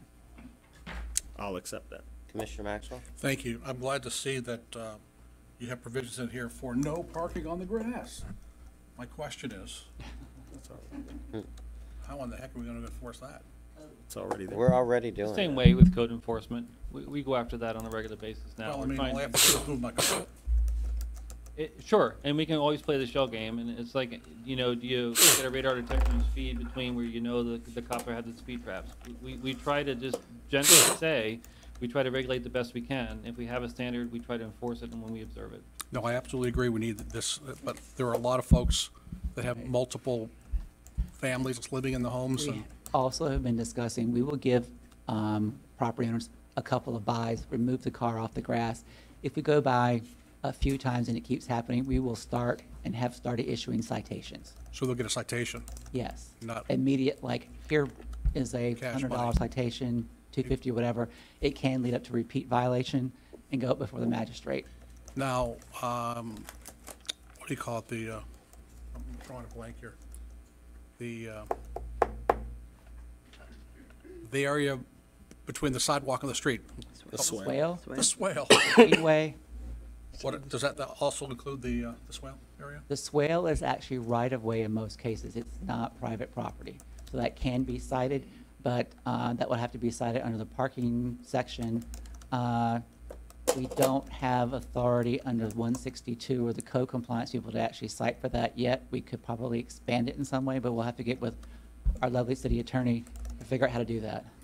Okay, and my final question here, 3/4 ton vehicles. Can you give me an example of what a 3/4 ton, are we A talking? pickup truck, So, a small panel truck. Okay, define a small panel truck. They come in various sizes. There is a definition, we were looking at, what is it? I mean, there's box trucks. Yes. The three-quarter truck, there was a, it's in the code somewhere. Will the trucks, is it labeled as a work vehicle with a business name on it, or is it any? Well, you've got two different things going on. We do allow trucks up to a certain size for private, there are personal trucks that park in residential areas. Correct. And we've also, I believe, we'll go back and look at it, we think we provided a definition for a number of different vehicle definitions, like motorized vehicle and whether it's got an engine or not, and what a three-quarter ton truck is, because it actually has evolved. It used to be very straightforward when it came about. Now it includes a lot of different things. Because we get a lot of calls on commercial vehicles with names of companies. A Street, we get a lot of big trucks, semi-trucks parked on the swale. And that's You know, not a this is what we're three-quarter pound hearing. truck. Second Avenue North. Yeah, Yes. so, well, I'm just But they're not trying to allowed, make sure it period. encompasses the things that we're hearing about, that are concerned to residents. Commissioner Robbins? Just a comment on waiting 18 months to address an issue that might be holding up a development. I would hope that we're nimble enough to address smaller issues rather than this all at once. Good. Well, but if another one comes up, you know, I just hoping we, Commissioner Hardy? Yeah, do we not allow parking on swales? Am I the only person who? Parks on the swale. You park on your swale? I don't. Well, when I don't have a swale where I live now, but where I grew up in Fort Lauderdale, we had swales and we parked on the swale, and it was like parking because we didn't have on-street parking. Is that? I guess what's the rationale behind not parking? Well, we had two, but what's the rationale? Well, at one point it perhaps used to be grass. Well, if you But- park on it, won't be. If you're parking on it, it won't be very long. That's very okay. All right. Well, I guess I grew up in an alternate universe where Commissioner Maxwell? swale parking was. Is there any circumstance where you can immediately tow a vehicle, other than, you know, I don't know, maybe blocking a fire hydrant? If you have it noticed with a sign saying no parking allowed, that has a little provision saying if you do park here, you're subject to towing, blah, blah, blah, blah, blah, that's when you can tow it immediately. Okay, thank you. Otherwise, it's a citation. Okay. Okay, Mark, I'm sorry. Just one last thing on parking. is your light on? Here's just a working borrow mine. It was something that the city manager and I discussed, at least for Tropical Ridge. Lots of people park too close to intersections. They don't know that they're not supposed to park close to the intersections, or maybe they do know and they don't care. There's no striping, there's no painting, there's no signage as you approach the intersection that says don't park there. As we go forward with all this stuff, can we make sure that in certain parts of the city where these sorts of practices abound, that we can have the striping and the signage that says no parking, so that there's fair Big warning? distinction, the LDRs cover nothing in the public rights of way, period. Okay. That, right. that was an issue with That way Public public Services service. Okay. Commissioner and yellow curb and signage. Seeing him next. Okay. Okay, and also fire hydrants. Correct. Correct. No Alright. parking in front of fire hydrants. Yes, you're good to go. We're good? All right. So the next section is, as you know, we have a lot of people who own RVs and/or boats and want to keep them near their home. So we're trying to simply improve the standards to allow this, but add a little more criteria so that we can find a way to minimize the impact of these things. Such as, we talk about, hold on, lost my section. Got it. We talk about the RV or a BT in the code is a boat on a trailer. So it doesn't affect canoes or kayaks, those kind of things, but a boat that must be towed with a trailer. Cannot exceed 25 feet in overall length. If it gets greater than that, you have to find an off-site storage place to put it. It cannot be parked directly in front of the main access into a home. It has to be at least 10 feet off the side yard to reduce the impact. It must be fully screened from the street. So they still could be allowed under certain conditions, and I think that was the intent of this regulation, but not to have an overproliferation of you drive down the street and you see a lot of boats and RVs parked in driveways out front. So that's where this section went, just provide additional criteria for that. And RVs, people could not live in them? And no, absolutely not. You can use it storage only. It cannot be used for housing. All right, Exhibit M, we get into medium and high intensity use section, and this is the area where we regulate a lot of our conditional uses. So we have specific criteria for a variety of uses. So a lot of this section is providing some cleanup. We have increased the minimum lot size in certain auto-related uses to ensure some more consistency and reduce the overproliferation of too many small little shops in certain areas.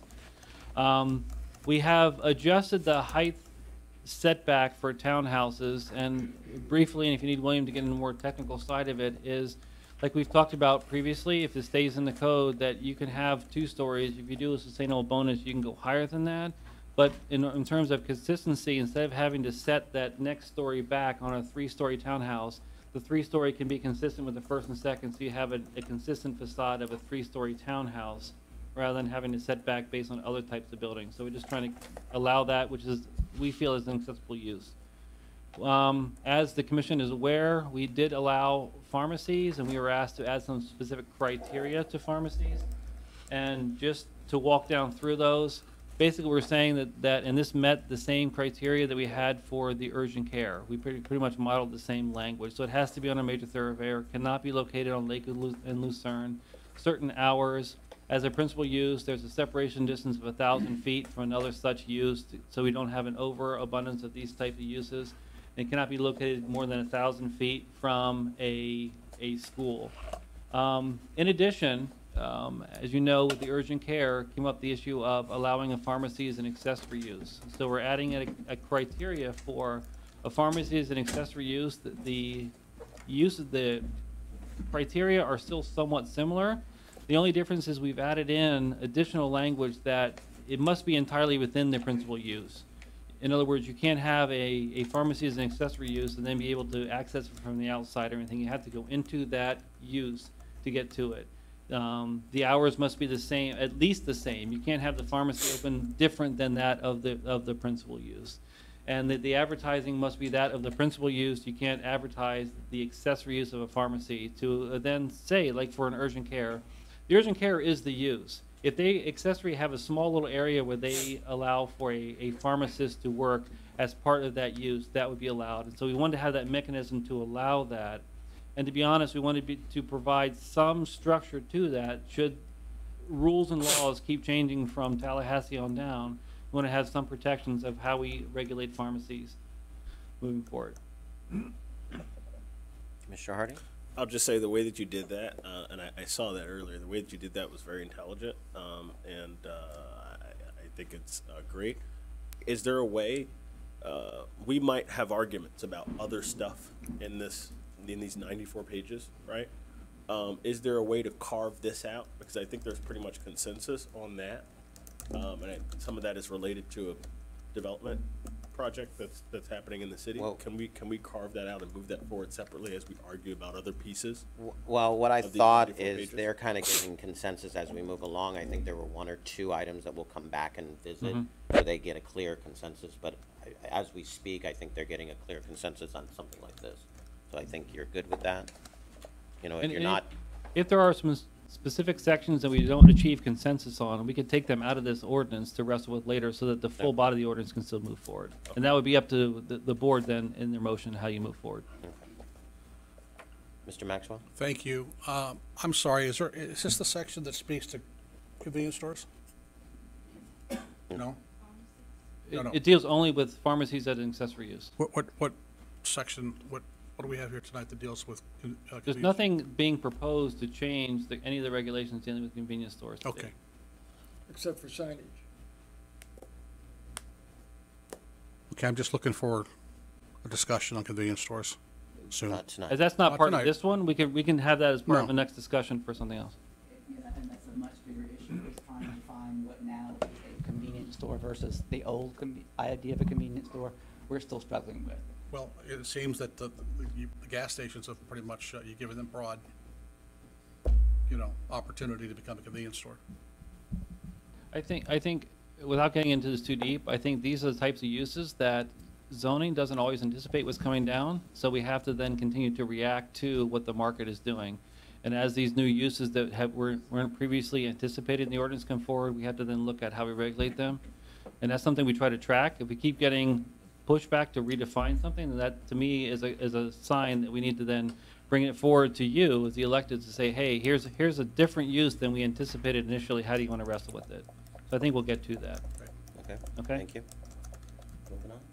So as you see, bullet number 4, when we get to that one, we can launch on the issue of microunits. We know it's coming. We have amended some development standards, and some of these are just purely cleanup. And we'll get to microunits as a specific one, and then we can address that one specifically. Outdoor storage requirements, we don't have a full slide in here, but basically what we're saying is we don't have any clear regulations on outdoor storage. So we tried to put some basic regulations in there. Our recommendation is we go with this, and if we need something additional, we'll bring it forward in an additional amendment. We talked about the solar energy systems. In order to allow them, we wanted to just at least provide some definition and regulation. We have definitions to say, and we want to be clear on this, that a solar system isn't those solar lights that you put along your walkway. There has to be of a certain size, and it has to tie into the electric system of the building. So that if you have quote-unquote solar panels, and this is where it kind of got tricky, we want to make sure we didn't over-define it and over-regulate it. A lot of people who have pools have those black, technically solar water heaters. We didn't want that to be included in that. That's a whole different beast. But this is when you're generating electricity for the building itself. We put some general parameters in there to regulate those. We also put some protections in there for how the system is to be removed, and if it's not removed and abandoned, it gives the city the ability to then come in and have the system removed. Similar to like a house that has become to the point of being dangerous, the city then, through a process, has the ability to go and demo the house, should it meet that threshold. Okay? Mark, real quick on solar. Can I make a suggestion that you might reach out to the League of Women Voters and just talk to them, because I got a update on their solar recommendations today, and some of them seem like they complement what we were doing, but I kind of want to try to keep everyone on the same.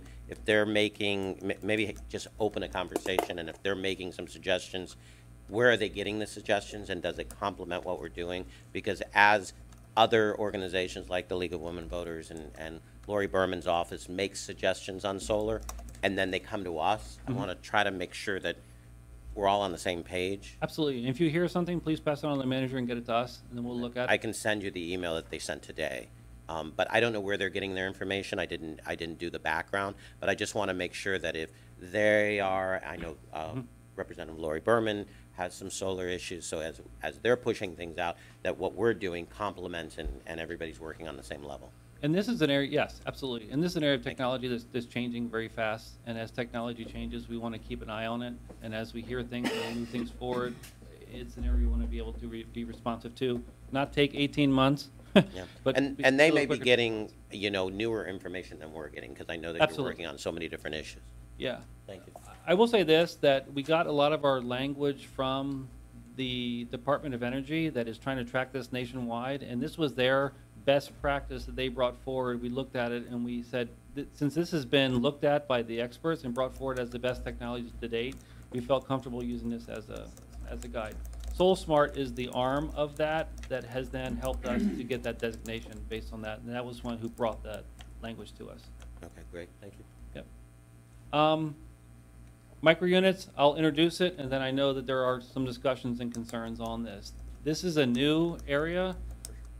You want to go ahead and put your button now, because we know it's coming.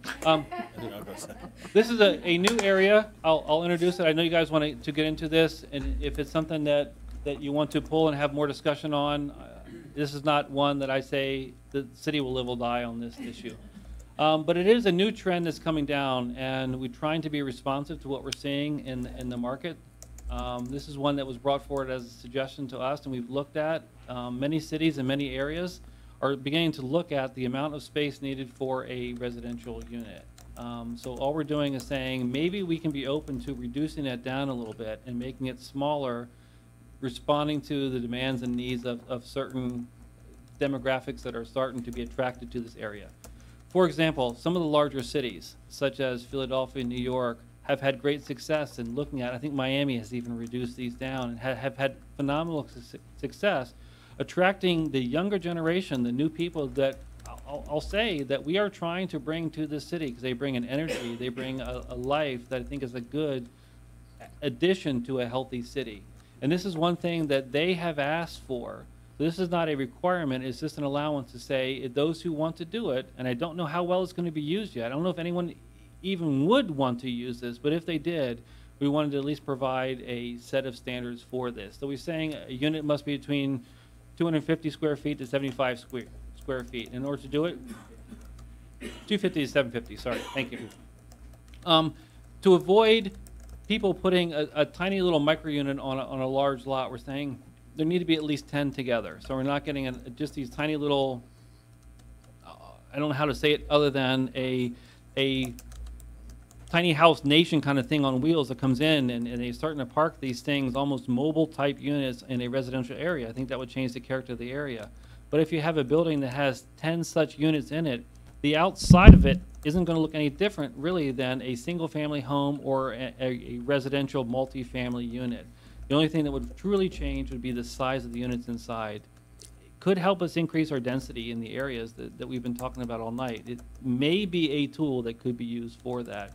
In order to encourage that, the general standards across the U.S. have been that people who are attracted to these type of units generally get around differently than everybody owning a car and getting around. So we've stepped back some of the parking requirements.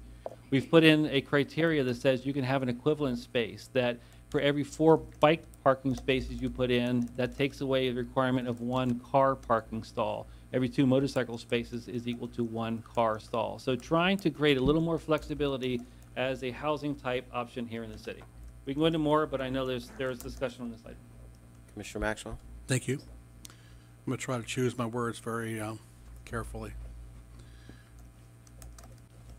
First of all, I'm wondering why there would be a need for 2 bedrooms in a micro. I'm not going to hit anybody with that. Why there would be a need for 2 bedrooms in a micro unit? Because to me, that's inviting roommates, and the price point for a micro unit can't be that much. I mean, if you're getting $1,200 or $1,500 for a micro unit, I don't know that you're going to get that here in the city of Lake Worth. So what I'm saying is, do we want people coming together as roommates sharing a micro unit? It doesn't require that there be units that have 2 bedrooms. It gives the option for that choice. Well, of course. And there likely will be couples that would like to buy or live in a micro unit, and if they happen to have a child, they would like to have that child live someplace and not be forced to move somewhere else. The minimum housing standards that qualify the size of a bedroom and how many people can be in a bedroom still apply. Those are not changed. A bedroom has to be 100 square feet. I think if it has 2 people in it, it must be at least 120 square feet, and there's some other requirements. And so when it comes in from the building code standpoint, we're not going to end up with bedrooms that are 8 by 9 with a single family bed. That can't happen. The other piece that Mark did not mention is these buildings that are built with these must have an array of collective common area elements to them, including outside elements. And that's what seems to be really attractive to the millennials and people who would like to have less money and less area on their housing, but more area to spend time with their neighbors, like a gourmet kitchen that they can all share or use it on time basis, a movie theater in the building, a work option or a library. And we've given an array of things, and there is a requirement that for each square foot of micro unit you build, you must then build a commensurate amount of square feet of these amenities, which are driven and chosen by the developer. And so it isn't just a whole collection of little bitty units with nothing else. There are other things you have to provide. But at the end of the day, the average construction cost per square foot is a little bit less than the average square foot construction cost of a standard rental unit, because the rental units are larger and they may not have that collective area of common area for amenities. And so we hope that they can, they probably will sell on average for more per square foot than a typical unit, but they'll be buying less square feet Okay. or renting less square feet. Okay. Let me try something here. So let's say you're requiring a minimum of 10 units, minimum, for development, and they max out at 750 square foot a unit. How much of a footprint does that make? Pardon me? What kind of a footprint does that create? after you- 7,500 square feet? Of course, but then with the parking and the amenities and the whatever else. What would that? I believe 20, what is the number on how much the amenities have to be? You've got 7,500. So you'd have, if you have 7,500 square feet of unit, you have to have 750 square foot minimum of interior common area, and then 375 square feet minimum of exterior amenity. Now, we can up those percentages a I'm little just bit. trying to get a visual of what a minimum, somebody putting a minimum project could be, even at the maximum square footage of 750 square foot. What type of footprint that, would that be? One 25-foot lot? Two 25-foot lots? Three 25-foot lots? Well, keep in mind that the micro unit also is counted as the same density for residential as it would anywhere else. So even though the building itself might be able to fit on a 50 by 135 foot lot, I don't believe the density for the multifamily will let you do that, because you can't put 10 units on a 50 by 135 foot lot. Now, if you give me a minute, I'll try to calculate something, but. While you're calculating that, there's, and paragraph B, number 3, shared common areas may include, if we're even going to consider this, that word needs to be shall. The common areas required, the may is what you put into it. We didn't want to say you have to have a gym, you have to have a library, and you have to have a theater. But you have to have common area, and it may include one of those, but the common area still stands. So we're not telling you what you have to put in, just that you have to have common area. Okay. And it can include Yes, these type of I uses. guess you could read it that way. That's how it will be interpreted from our side. Okay. The other thing is, I would be absolutely against any type of containers being used for micro units. No containers. No trailers. Nothing on wheels. Right. Okay. That's all I don't regulated think, separately. I don't think this is a good idea for us right now, because frankly, what kind of rent would you get for something like this? I think it opens the opportunity, and this would be you can't guarantee it. I think it's I use this phrase carefully, but it might be a bit of an experiment to say, what will we attract, and will it benefit? Because it is kind of reaching out into an area that's being tested now and being looked at. I feel comfortable on a level trying this now, because I don't think it's going to open a door and completely change the look and character and feel of the city. That's I think not- it just. I'm afraid that what this will be, alternative housing for Section 8, because the housing authorities would love to pay less rent if they could get away with it. And that's If just they- as- if they've got an influx of these micro units that they can put, a single mother and a child in for $700 a month, because that's what the market will bear, is that what we're gonna end up with? And I think that's just as possible in a single-family home neighborhood But based on there's no certain $700 programs. single-family So homes. I think, I can't guarantee you it won't happen, but we're not incentivizing that to encourage it to happen. And my last comment is, if we absolutely positively must do this, I would suggest that we limit its location to a TOD area in the city. To give you an idea, the 50 by 135 foot lot, even at our highest density of 40 units per acre, would only allow 6 units, so you'd have to have at least 75 by 135 to get to 10. So that would be, well, that's about the size of my lot at home. It's not very big. But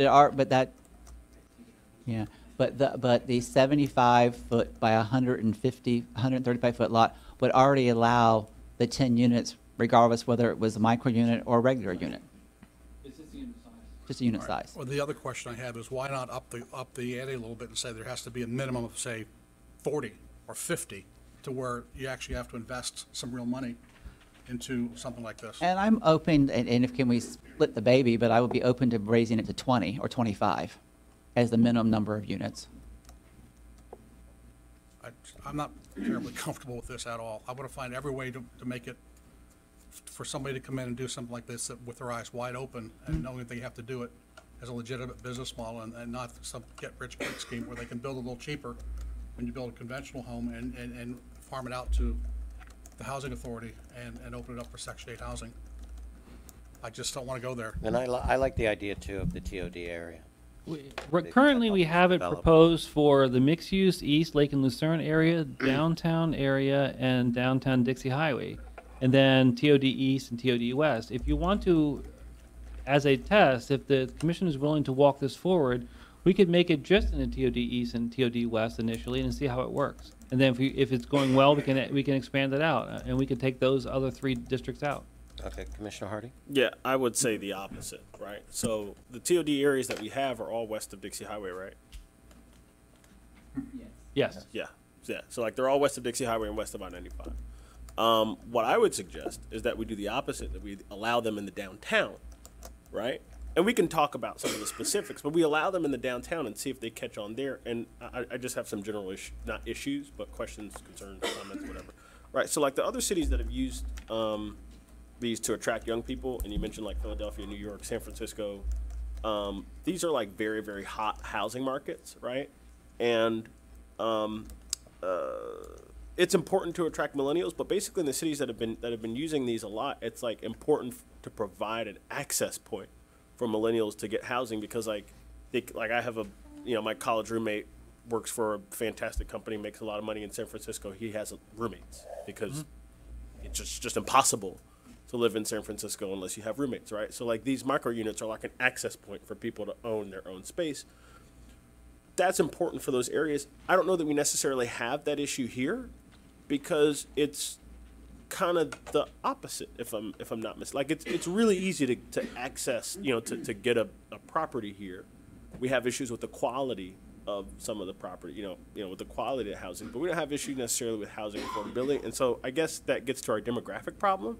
I guess that kind of concerns me, but not overly much. But I can kind of understand kind of where you're coming from there, because we don't seem to have the access issues that Miami and New York and Philadelphia and San Francisco and other cities that have had this. But still, I'm kind of predisposed to like them for a number of reasons. I do like the idea of increased density and giving our downtown business owners more customers. I think that's important. And we have limited opportunities to do that because we're a 7 square mile city. So I get it. That's cool. That's fantastic. My question is common areas. It says basically here that the interior shared common area supporting the units must equate to 10% of the gross area of all residential units. Have we thought about maybe increasing that? Or is that pretty standard? What's standard? We started, it's all over the place. Okay. We started at sort of a little bit of, and I struggled with this, I had it at 20 originally, and what I worked out was a formula that, since we're trying to provide access in most cases and a more affordable, higher-end option to purchase, like a condominium, I didn't want to create the common area element, which probably has a higher level of finish per square foot than the actual unit, that when you average it all out, the cost of a unit ends up being more than a typical apartment unit. So there's a sweet spot in there whereby if you require too much common area, all finished out and maintained, when you add that in to the unit that you've built, the overall cost of that unit ends up being substantially more per square foot than a typical rental unit or typical apartment unit.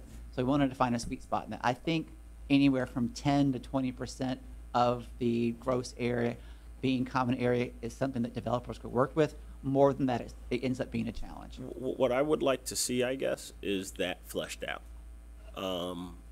before we would be given an opportunity to I would just like to see what that cost would look like spread out across the units of building like this. And Well, you're going to be hard because I feel you. Because what you have to I just want to consider see it. and I could probably give you 100 versions of the same box, because you can pick a $5 a square foot carpet, or you can pick $135 a square foot carpet, and the average cost of the common area vacillates greatly. And so it's the base construction cost of the building is pretty much standard.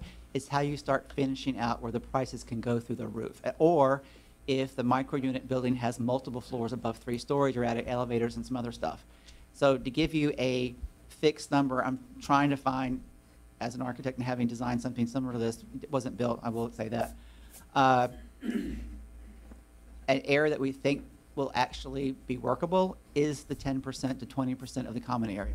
Okay. More than that, it gets to be a little wonky. Okay, could you consider something in between 10 and 20 as a minimum requirement? Like for- 15? Like 15, yeah, like, would you consider? We started with that? 10, and it can always go, we don't want to go below 10, because Right, you exactly. want to have enough space that actually means something. And I don't have a problem with it going higher than 10. I don't recommend it going higher than 25%. Okay. And that's really pushing the envelope on it. I think that's something we should have a discussion about. You talk about construction costs. Generally, I don't think we know up here very much about construction costs and the way that that relates to what we allow, in the city through the zoning code. I think it would be great in the future for us to have a presentation, maybe with some massing studies, and to connect construction costs to that so that we can connect the two. I think that would be very valuable. Am I coming across? Mm-hmm. Okay. So one thing you can do, I guess, consider a larger percentage for common areas. The other thing is, I kind of understand Commissioner Maxwell's concern about what shared common areas may include, right? It says, may include, but not be limited to the following, right? So theoretically, someone can look at this list and say, yeah, I'll build a common area, but I won't put anything on this list on there. There's nothing in this language that says you have to put at least one thing on this list in your common area, right? And so what I would suggest is maybe putting some language in there that says, almost like you're getting a degree in science, where you have your core classes, and then like they say, look, you got to choose 3 out of these 6 things, 3 out of these 6 courses. Out of these 1, 2, 3, 4, what is that? 8 things, maybe that you have to choose at least 3 to 4. Yeah, sure. Something like that. And and I think I would recommend it be limited to 1 or 2, because on the smaller end of the scale, you won't have enough common area to provide more than 2. Otherwise, you come up with a micro kitchen and a micro library. Right. Because on the 750 square feet in the scenario that Commissioner Maxwell gave is not a lot of space to cram much of anything. I mean, you can probably have a nice little kitchen area and maybe a meeting area. So picking 750 is not large. I thought that these were the things that were going outside of the. They are, but if you have 7,500 square feet under this scenario of units, Right. then you have 750 square feet, which is 10% of it being common area. So we need to increase the percentage. But even if we increase it to 20%, we're at 1,500. 1,500 square feet can only accommodate so many uses in it. So I would be careful in saying, let's try to cram 3 different types of uses. Then you may end up with 3 crappy versions of the use versus 2 nice ones. That's more than twice the size of my apartment. What I would say is 2, maybe. I think maybe depending on, like, for example, a reading room and virtual office space, like that's cheap. Maybe like if you go the reading room route, right, then you got to add something else that's not like a virtual office. Something like that really forces the developer to provide something of 2 or of more, value. I think will be. 2 or more, but then be thoughtful about which 2. Like if you choose the reading room, you can't go with a virtual office space. Like that's cheap and And the last thing is, I love the fact that you reduce the minimum parking requirement if they're within a quarter mile of a transit stop. What I would say is, can you expand that to a half mile?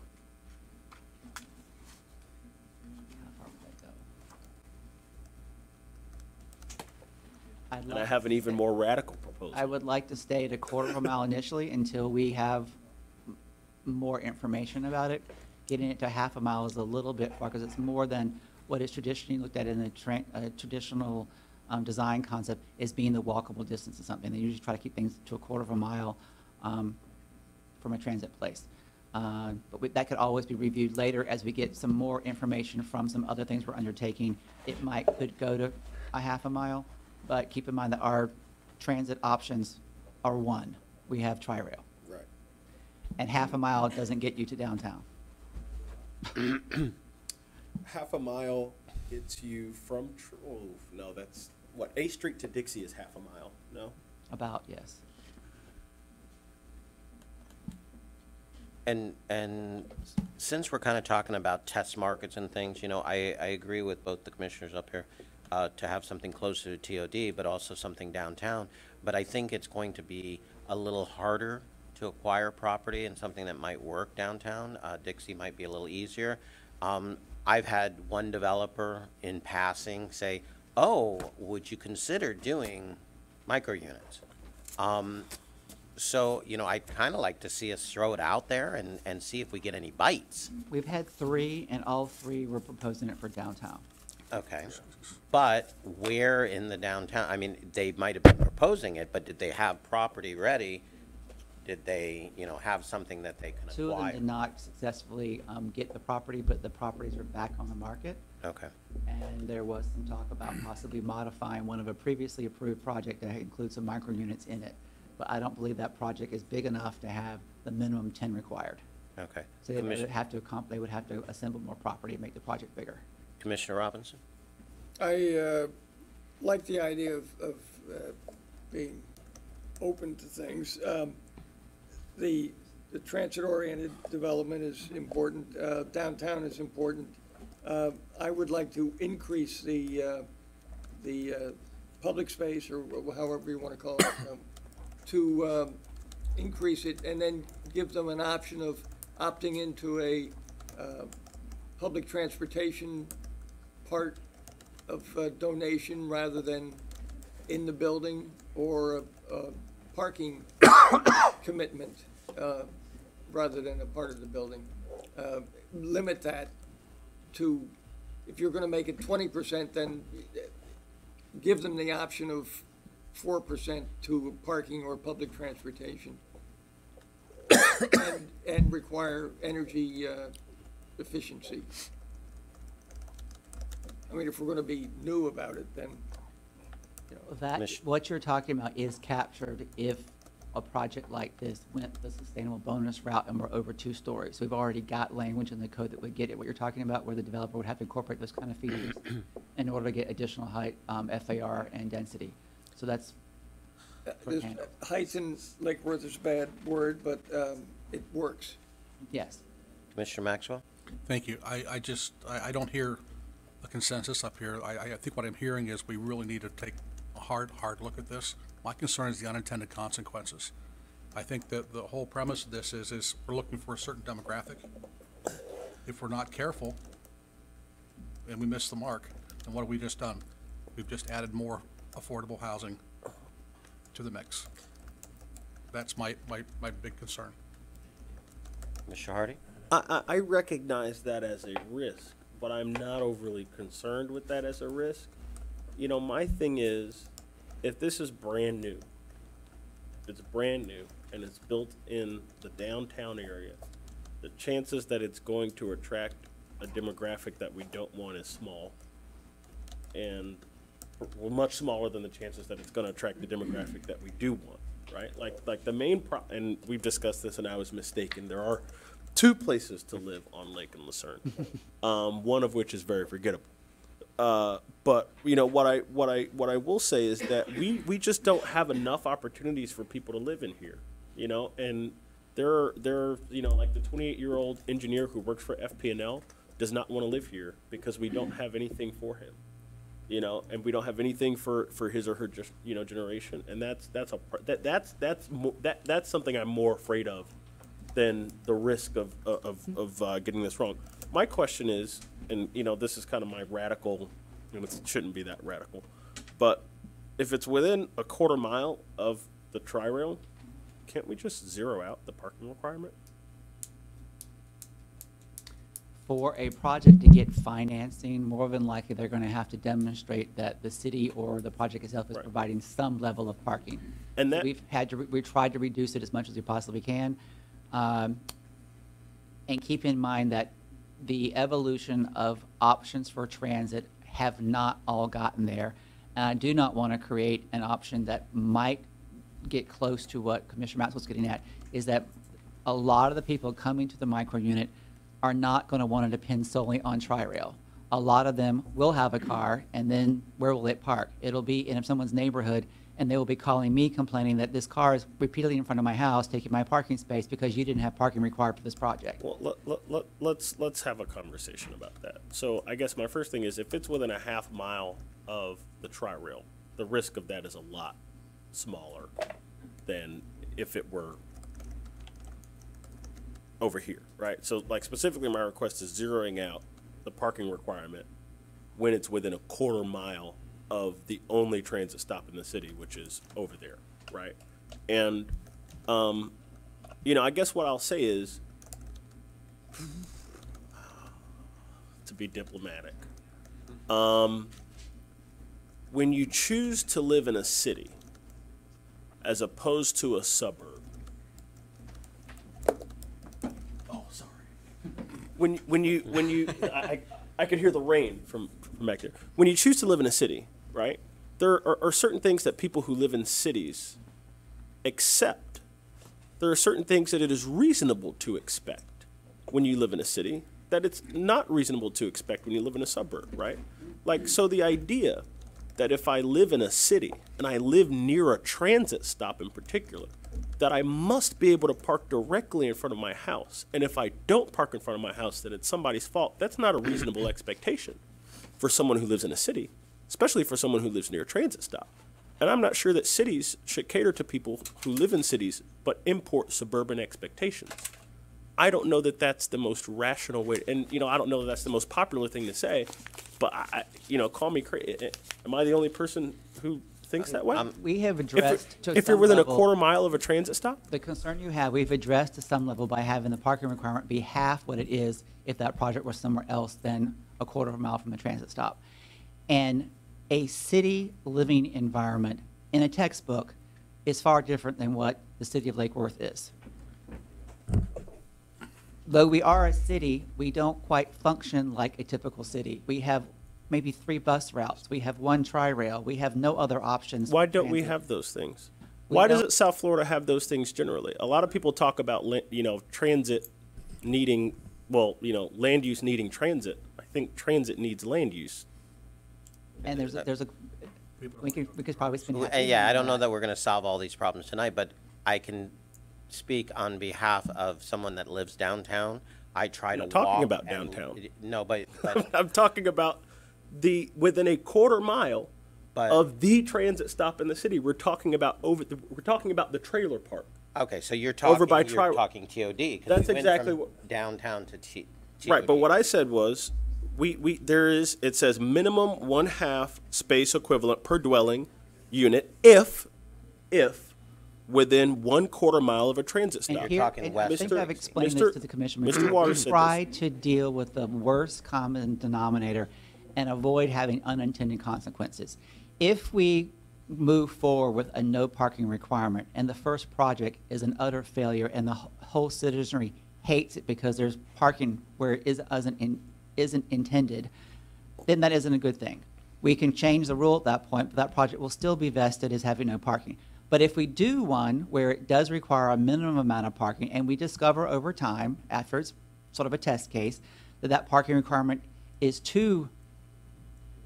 requires too much, then we can reduce it back. But reducing it back or adding more parking once you have nothing doesn't fix the first problem. Who is this whole citizenry existing west of I-95 that is prepared to be up in arms about a building with no park? We're not talking about the downtown. We're talking about one specific area. The text reads within a 1/4 mile of a transit stop. There's 1 transit stop. There so we're not are talking people about who the live downtown. there, Right. and we should respect a little bit their opinion. And part of that area is not actually in the city. And I can speak. And we're trying to encourage it to be annexed in. And if we kind of irritate them by doing land use that is overly liberal and doesn't require parking and has a negative impact on them, we'll never get them in the city. I can speak for people on South F Street that have problems parking. That's not at the their area house we're right talking about. Why we're wouldn't it? talking That's about the still- area. No, we're talking about the area Tri-rail. west of I-95. We're We have talking one about parking the. station. Completely. That is the only transit Okay. stop in the area. And if you go a 1/2 mile the other direction, you run into Lake Worth High School. So there's no way you could get one of these things. Quarter of a mile. A 1/4 of a mile, you get Lake Worth High School, right? So there's no way that you could get one of these east of I-95. Okay. There's no way. And so basically what we're talking about is the area. Actually, you can, on the north, right across the street from the high school, could be one built, which is in a quarter of a mile of the transit. Where the That whole nurse block. place is. Maybe the That whole retirement block home or would be assisted the- living center gets redone, Well- but there is vacant land there. Church, There's that one. and there's a church. There's a school that, There's our empty lot, there's another big lot in the middle there. Okay, moving on, Mark, did you have anything else? There's only one last section, and that is purely in Exhibit O, because many times ordinances have multiple sections. This is going to the landscape regulations and saying hedges and those things must point back to the regulations that we previously discussed. So it's just technically it's a change, but it's only pointing that section back to the discussion of the hedges and fences section, where we talked about hedges being 6 feet. That's all it changes, just simply just add that reference back in. Now, how does that apply to hedges that are 8 foot and over now around certain, are they grandfathered in? Do they have to be brought down to 6? I'm speaking specifically to the Mango Inn. There were issues years ago. That hedge has been there since God created earth, and it's a beautiful hedge, and how does that, something like this, or how do we move forward with I would something? interpret that as an existing non-conforming section. It exists today. If you put something in new, the new one would have to be higher than 6, but anyone that exists today could be maintained or kept that way until such time is taken out or replaced by a future property owner. Okay. the other option too is what we did with the sign, non-conforming signs back in 2013. There is an amortization schedule that by the end of 2019, all non-conforming signs have to be in conformity. You could put an amortization date that by such date in the future, which is a reasonable, it should be at least 5 years or more, all non-conforming hedges must conform to the regulations. You have those two options. I don't know that I'm comfortable with that, but the first one. Okay. Is there a middle? I'm sorry, No. There's no minimum hedge height. Commissioner Hardy? Being as we're at the end of the exhibits here, I missed something in Exhibit F. I believe it's Exhibit F. Exhibit F, land of Article 3 zoning districts, Division 2 residential districts. Okay. So, Mr. Stivers and I have had this conversation about FAR. And I'm of a mind that FAR as a regulatory tool, I don't like FAR as a regulatory tool. And Excuse me, could you explain what FAR is for the public? Florida area ratio, Okay. right? So it basically limits the amount of square feet that you can have relative to the size of the lot that you're on. Am I okay? So like there are tons of spaces here where we just like pick a number. And why do we regulate FAR? What benefit does the city derive from regulating FAR?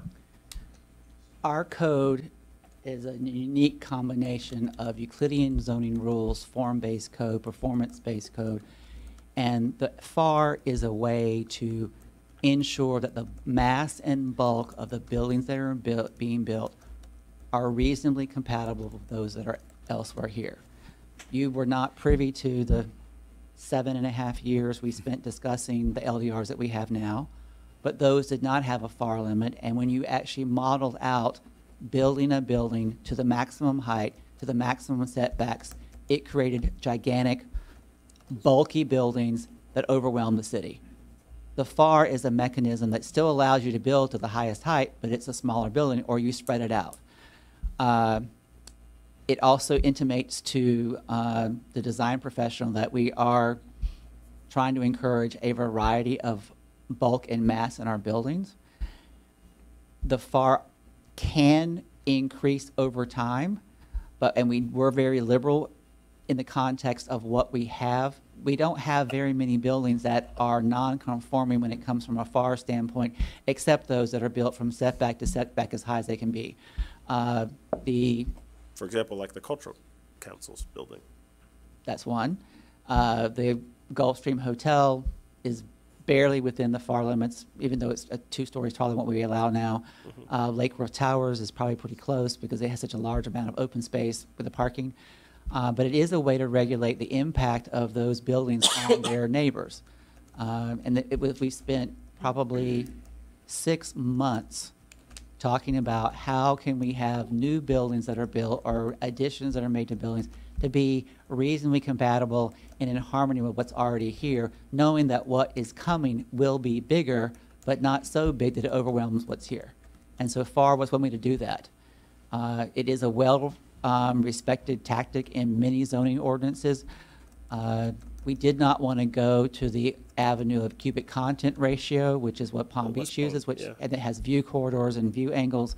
And I wanted something that both was easy to explain, that staff could confirm was correct, and the developer would understand. So that's where the FAR came from. Some communities have done away with FAR, at least in certain areas of the city. What is their rationale for doing away with FAR? And I guess why can't we gain from that? Other cities, and you're probably talking about Miami. Fort Lauderdale, I think, too. And they may have in certain areas. Right. I'd rather we have the problem presented that the FAR is limiting development and then we entertain it than opening up the floodgate and letting something come in that sends us back and causing political disarray and uncertainty and people crying and filing lawsuits like what happened with Lucerne. Let's talk about that, right? So I guess, my thing is, I haven't heard a particularly convincing justification for FAR. I don't know what it means for a building to overwhelm me, right? If it has a setback, a front setback, a side setback, a rear setback, I have no idea what it means for a building to be overwhelming. And then when I look at the buildings in the city that run afoul of the FAR that we have right now, like the cultural complexes building, or the Gulfstream, which gets close, or the Lucerne, I see buildings that are okay. 2 of those buildings, at least, are completely uncontroversial and really, really cool. And so I guess my question is, why would we add something that basically outlaws the downtown that we have? I don't see a reason for it, and I haven't heard a particularly convincing justification for why we have FAR here. On the other hand, I've heard from professionals who have been engaged to do feasibility studies for developers around South Florida who say that they get stuck on FAR and that it doesn't necessarily get to the point where it gets to us and they say, we're stuck at FAR. It's just like, they hire somebody, they look at it, they say, this is an issue, and then they move on and, go to other cities and, do other things. So why can't we just eliminate FAR? If we have setback, if we have height requirements, we have setbacks, we have height requirements. What is it's like the alternative minimum tax of building size. The alternative minimum tax, if you're a really rich person and if you're using the tax code to get a really low tax rate, the alternative minimum tax comes in and says, gotcha, you're going to pay at least something. That's to me basically what FAR is. If you're really creative and you use the setbacks and use the height limits, the FAR basically comes in and says, gotcha, you can't have a building that big. Why? Square footage is value. Square footage is tax base. Square footage allows people to have the amenities that we want within the size of the property that currently exists. I think we should consider in every single one of these zoning districts, striking out FAR. I can't good and conscious recommend that because there was so much public input and the whole premise about LDRs, inclusive of FAR, is how it's been presented and sold, and it undermines a fundamental aspect of design integrity and harmony in development in Lake Worth. I implore upon you that we march down the road. We've already allowed through the comp plan and some other mechanisms much larger buildings than we have originally allowed under the LDR. And not large enough, in my opinion. In my opinion, I think that we have taken important steps forward, but at the end of the day, our problem is so huge. The steps that we're taking don't match up to the size of the problem that we have. 9 out of our 11 census tracts are high poverty census tracts. 8 out of the 11 are extremely high poverty. 1 has almost a 50% poverty rate. And we're taking these incremental steps, which may over 25 to 30 years, if everything goes right and we don't get too many recessions, get us where we are.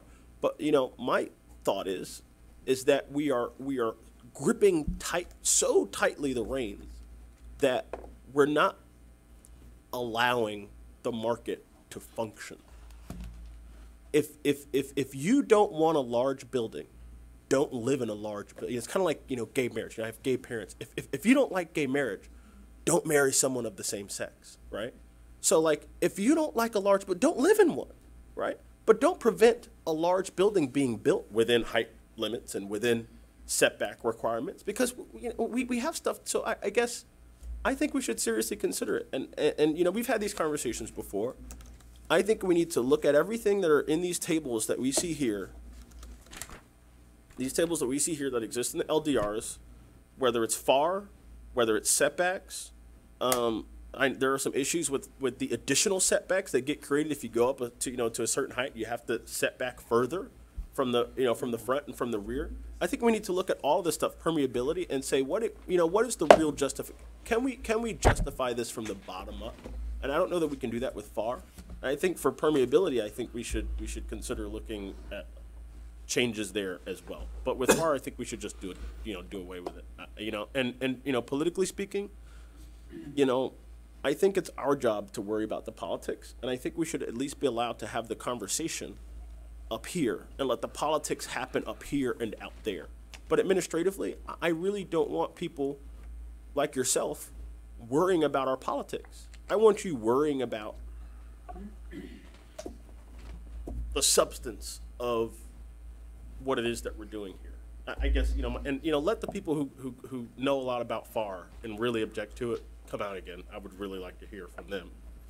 And then let us see if they actually make sense. If you come out here and you don't make sense and you're expounding on the values of FAR, then I don't think we're obligated to listen to people who don't make sense just because they're here making noise. Mr. Maxwell? Thank you. And then we're going to go to the public. Some of what you say, Commissioner Hardy, makes sense. Overall, I couldn't disagree with you more when you talk about the politics of the issue. I experienced the beatings that went along with the development of the LDRs. I am not willing to endure more beatings over LDRs. It's our job. No. We've already been down this road once before. Okay, we are not going to revisit it. Just when we finally are taking what we took 7.5 years and 6 years of this current commission and this current administration, it's leading us in a certain direction. We're not going to start tinkering with what got us here, okay, on such a fundamental aspect of the LDRs. As far as, Vice Mayor, I want to ask you, are we ready to move on? Because I didn't get an opportunity to speak to the last two exhibits. Yeah, go ahead and speak to them, and I have one, and then we'll move on to the public, and then we'll have one more round. Just going back make to sure Mark gets the micro units, it's clear to me that, on the issue of parking, that we certainly would not be in a position to move forward with any type of micro unit conversation until we get our parking study back. That's not. I mean, excuse me? Hold on. We've got a parking issue downtown.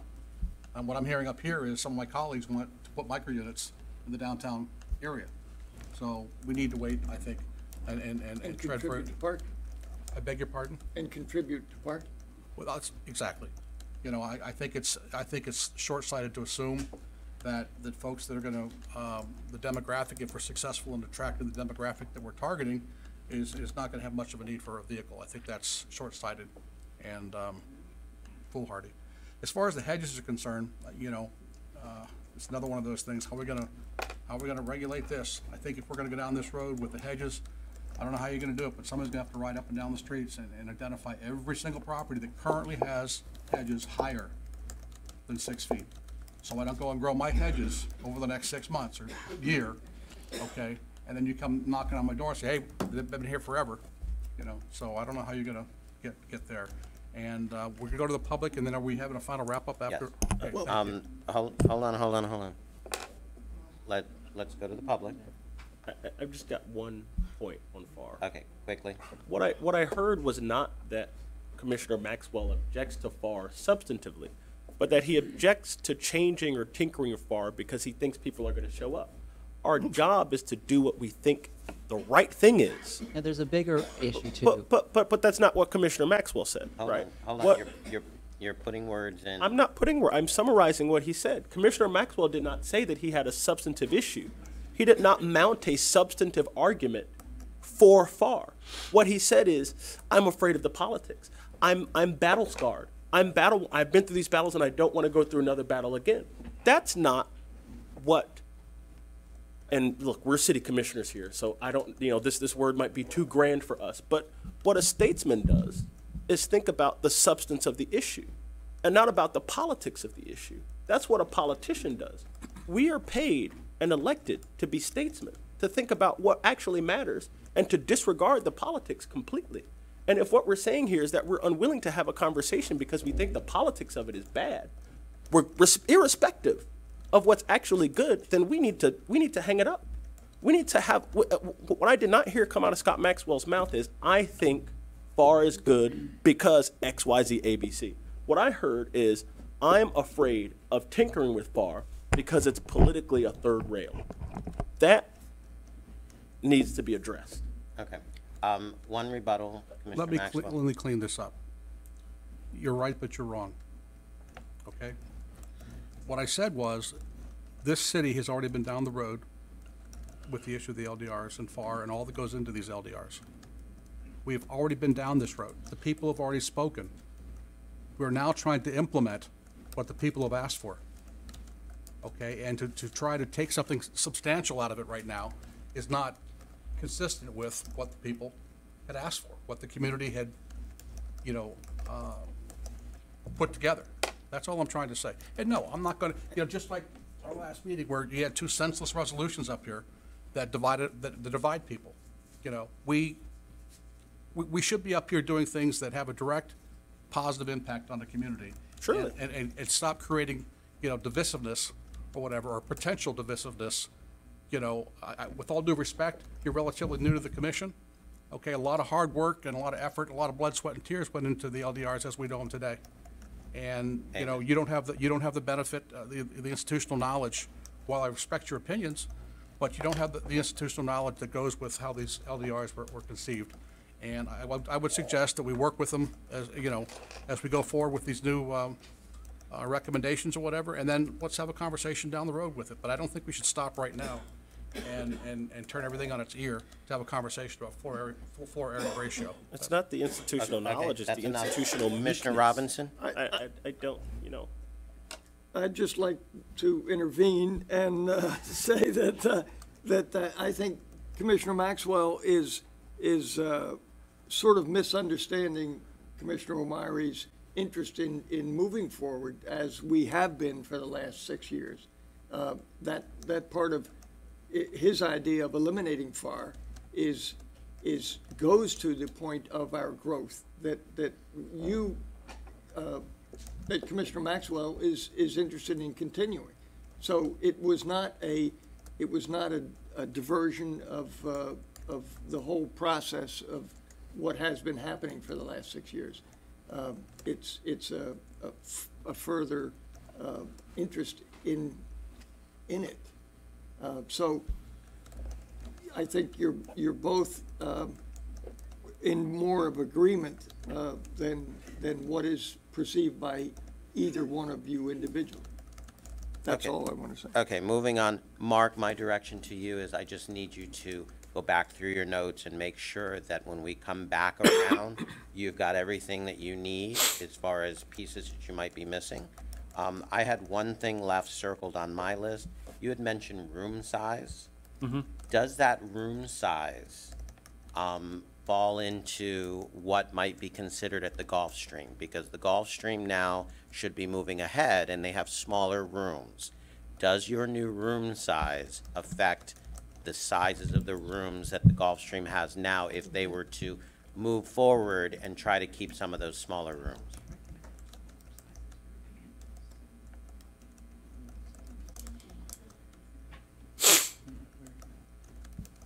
Because we've heard a couple different things from the Gulf Stream. One was to keep some of the smaller rooms.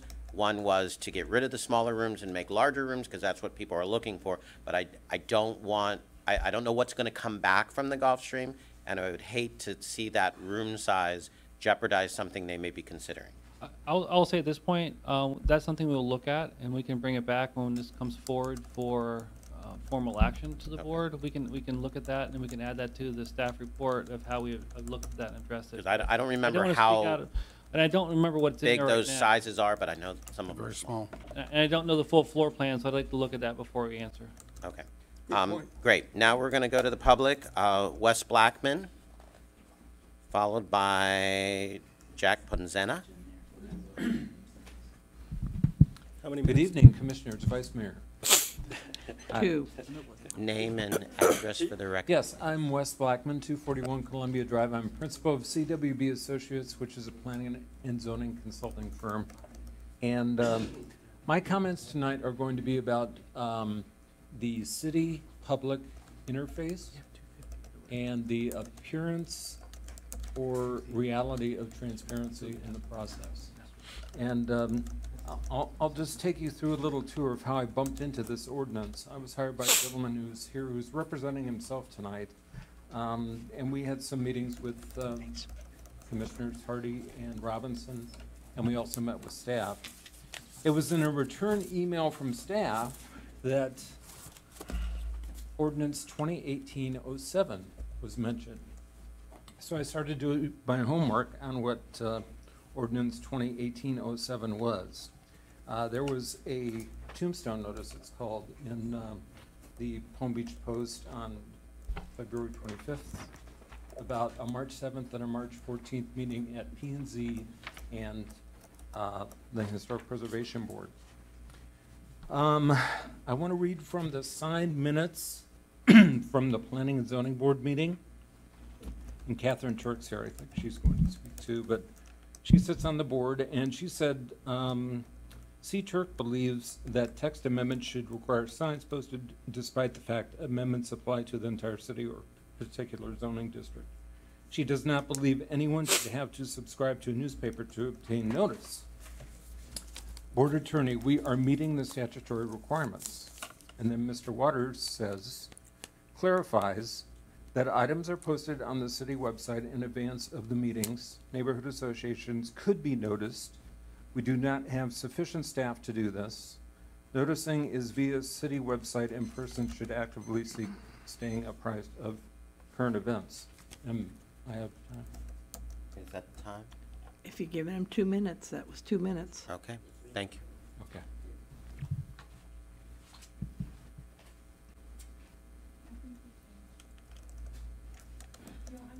Jack?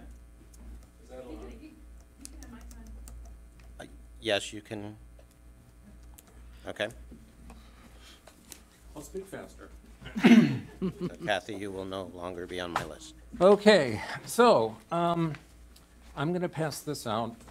This was the calendar that was on the city's website 5 minutes before I left the house today. You will see that this meeting is not mentioned. I pointed that out Friday or sometime last week, and I was told that the agenda would be posted on Friday, and at that point, it would be put on the city's calendar. The calendar on the website does have a purpose. People do refer to it. If it's not going to be used, it should be taken off. In the transmittal memo from the staff to the HRPB and the P&Z, it mentions specifically parking, storage, keeping of certain motor vehicles, recreation vehicles, boats, or trailers. And in the executive brief tonight from the Community Sustainability Department, that is eliminated, but it's still part of the ordinance. So I remember when I was chair of the Planning and Zoning Board, the largest crowd that we ever had in here was regarding RV parking standards in residential districts.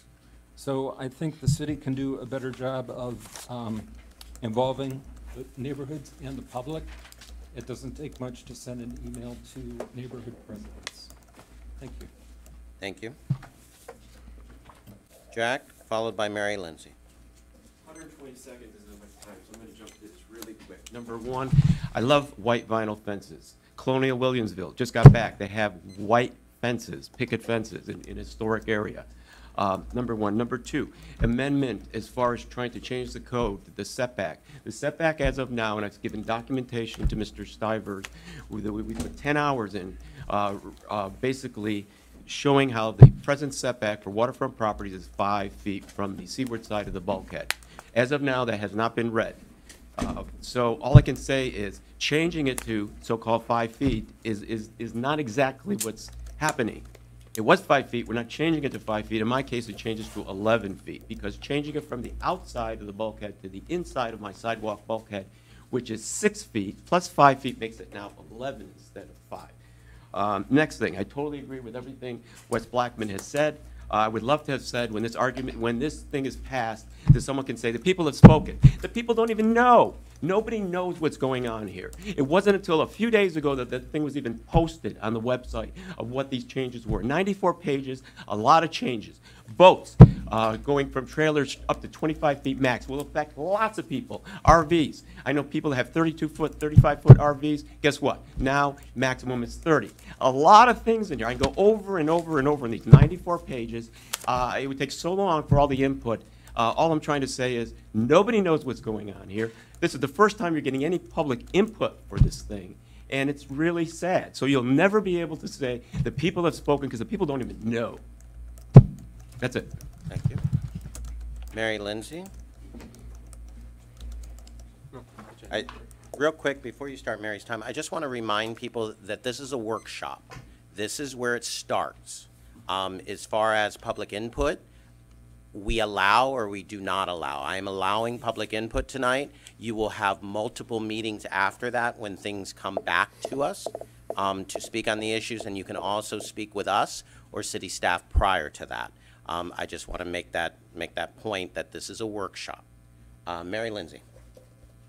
327 Columbia Drive, Commissioner Maxwell is 100% right. As a community, we went through hell for 7.5 years pulling these LDRs together.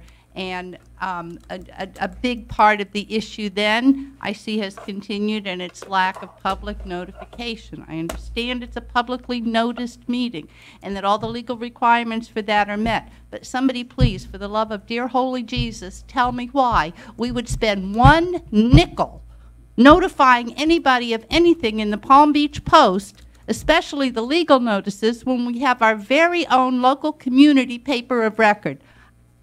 Honest to God, what has the Palm Beach Post done for us lately? About the 8-foot hedges, it's way past my bedtime. But right off the top of my head, I can tell you that 20-foot hedge on Federal Highway at the new Sacred Heart School where they built the new, that is beautiful. I don't want that cut down to 6 feet. On the corner of J Terrace, North J Terrace, and I think it's 17th Avenue North, there is the most glorious, huge bougainvilleas in all different colors. Don't do that. Don't cut down our natural vegetation to 6 feet. You've just, because that's not what Lake Worth looks like most of the place. We've got beautiful natural landscaping. That is a very, very bad idea to take that down to 6 feet and whatever the hell it was. Is it 6 feet or 8 feet? 6 feet. That's even worse. No, that's got to stop. But the public notification has got to be better. If we've got the calendar on the website, then let's use it for what it's there for. Let's use the neighborhood association so that all the neighborhoods know about this. Please. Thank you. Greg Rice, followed by Tammy Panza.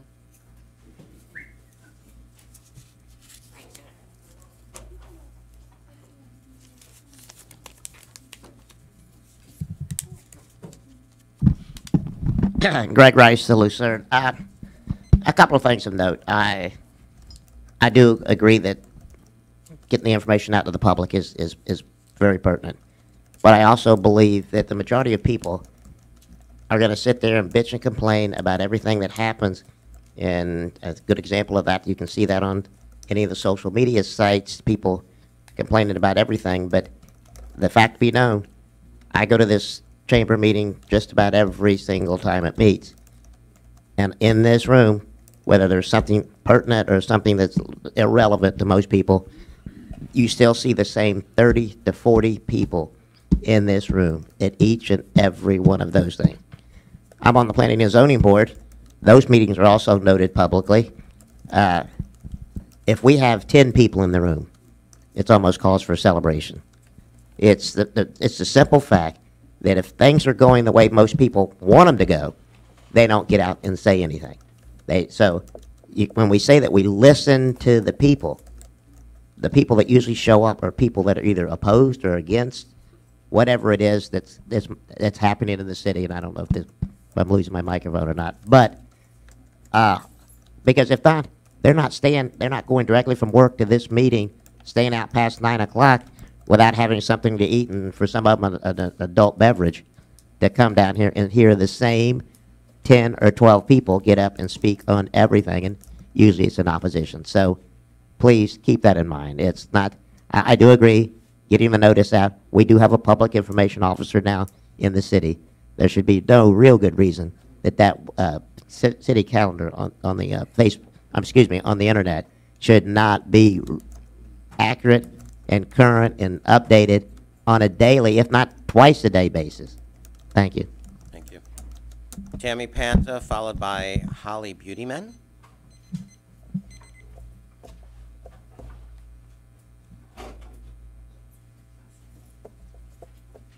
Hi, Tammy Panza, 160 North L.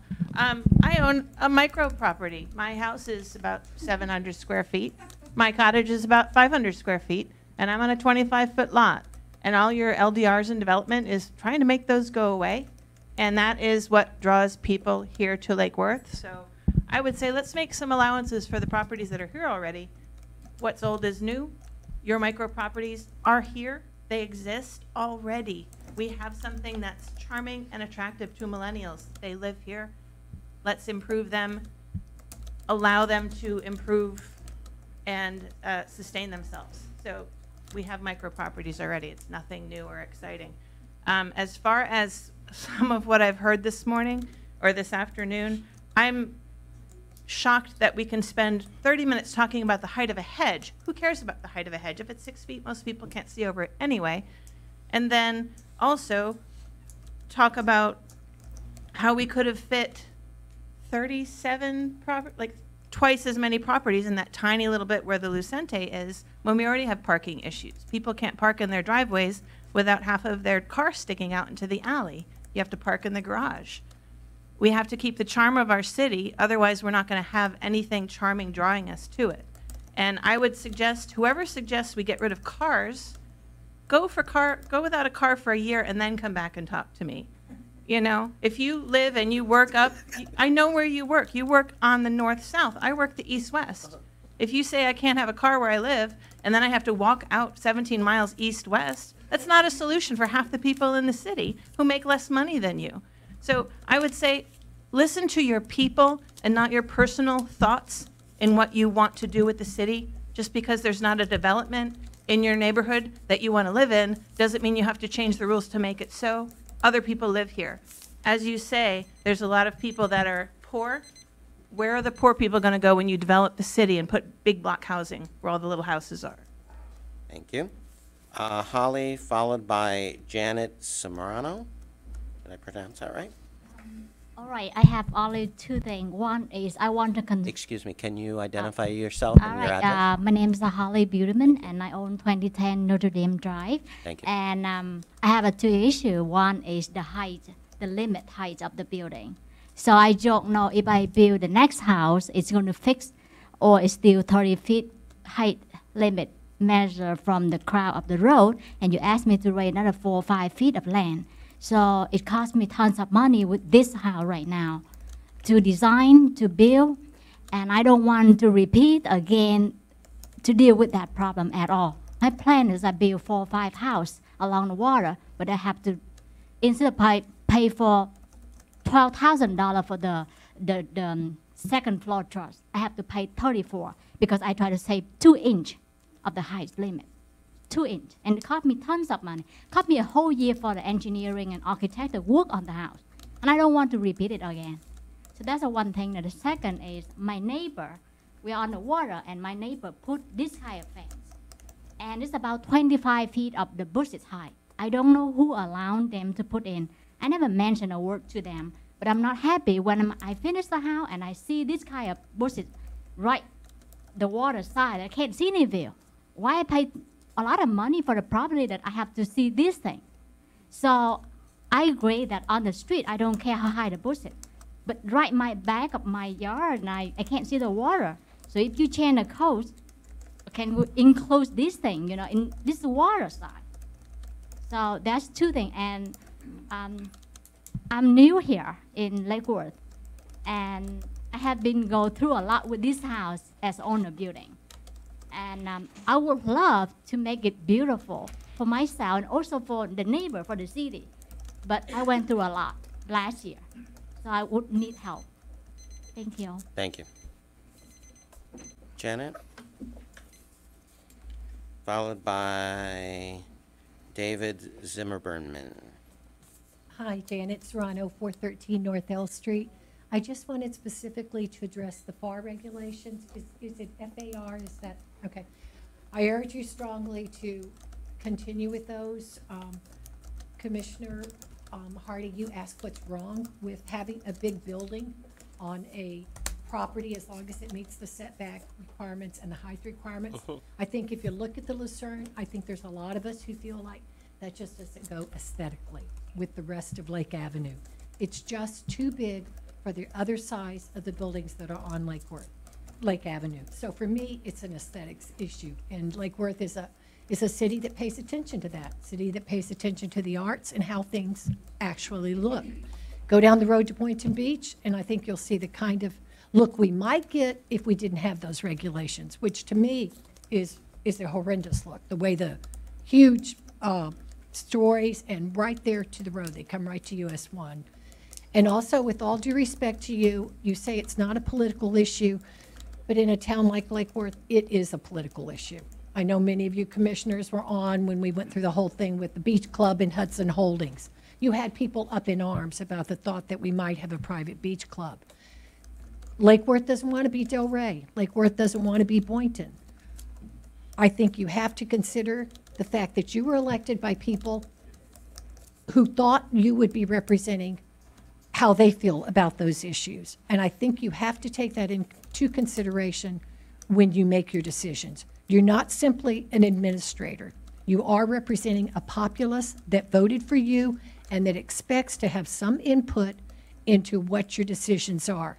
That goes back to what Mr. Waters said about I wouldn't want to see it bypass the board. I wouldn't want it to see us be a city like Houston where you did not have public input. I think the city populace demands that. Thank you. Thank you. David? It's my last card in at the moment. I wanted to talk about the micro units. David, can you identify who you are and your address? 123 Ocean Breeze. For the record, thank you. I wanted to speak about the micro units. I think we need to take a special approach to regulating these. I think that a number of the things that have been discussed is already inaccurate. Room size, some of these units are not going to have rooms. It's going to be a common area. There's going to be a loft that they're going to sleep in, or a Murphy bed. They're going to own a $3,000 fold-up bike that they'll pull down and ride 8 miles to the train station. So I think the wise thing for the town to do is to welcome this type of housing, because it's the future, and it's not 100% of the future, but it could be 20% of the future. And with the parking, as an aside, all your parking may not be needed in 15 years. So when you approach parking, keep that in mind. Thank you very much. Thank you. One more before we finish? Please identify yourself. My name's Claire Miller, and I live at 211 South J. I have a lot to say about the micro units too. I've been a realtor for 35 years. I know a lot about housing. I'm part of the Palm Beach County housing group that's making a presentation to the county at the end of June. I'm on the housing group that's part of the League of Women Voters. I've got a lot of ideas about it, and that microhousing is not only for millennials, it's for seniors. It's for, it could be for disabled, you know, if it were properly done. Cars are kind of going away. I mean, they're talking about, you know, self-driving cars, electric cars, all that kind of stuff. They are gradually, but it may not be for 25, 30, 50 years until we really don't have cars. So we're going to need some parking in these areas. But I think there ought to be a special, maybe a special workshop with input from the community just for this. Thank you. Thanks. Okay, before we get started, Mark, have you identified the areas that you need a little bit more clarity on? I'll go back down through what Okay. I picked up, and if I've missed something, if you guys could guide me through. Okay. There was discussion on the micro unit. Start with that one. I would like consensus if we're ready to move forward. If this is something you want to pull out of the ordinance and discuss further. There was discussion. Okay, about- let's take micro unit and, I'm sorry? I just wanted to renew my request. Okay, Kathy, before you leave, let's take a moment. I need the city attorney, please, for one moment. I said no, but I'd like your thought on it, if you could join us here at the dais. Yeah. I tried to get technical and say that I was a citizen too, and so I filled out a card and said that Kathy could have my time. Commissioner Hardy shared with me that he is a citizen too, and he wanted to give his time to Kathy Turk. I said no, only because he's had so much time on the dais and to cover the issues. Can I get your opinion? You are a citizen, but you're always an elected official. There is no time to give up. You're absolutely right. You've had plenty of time to talk, and Ms. Turk voluntarily gave up her time to Mr. Blackman, and so we move on. Okay. So I'm sorry, Mark, continuing on. So let's start with the mini unit. The micro unit. The micro units. Do we have consensus to move it to the vote, Okay, or is it? let's just, Commissioner Maxwell is a no. Commissioner Hardy? I'm a yes. I'm a yes.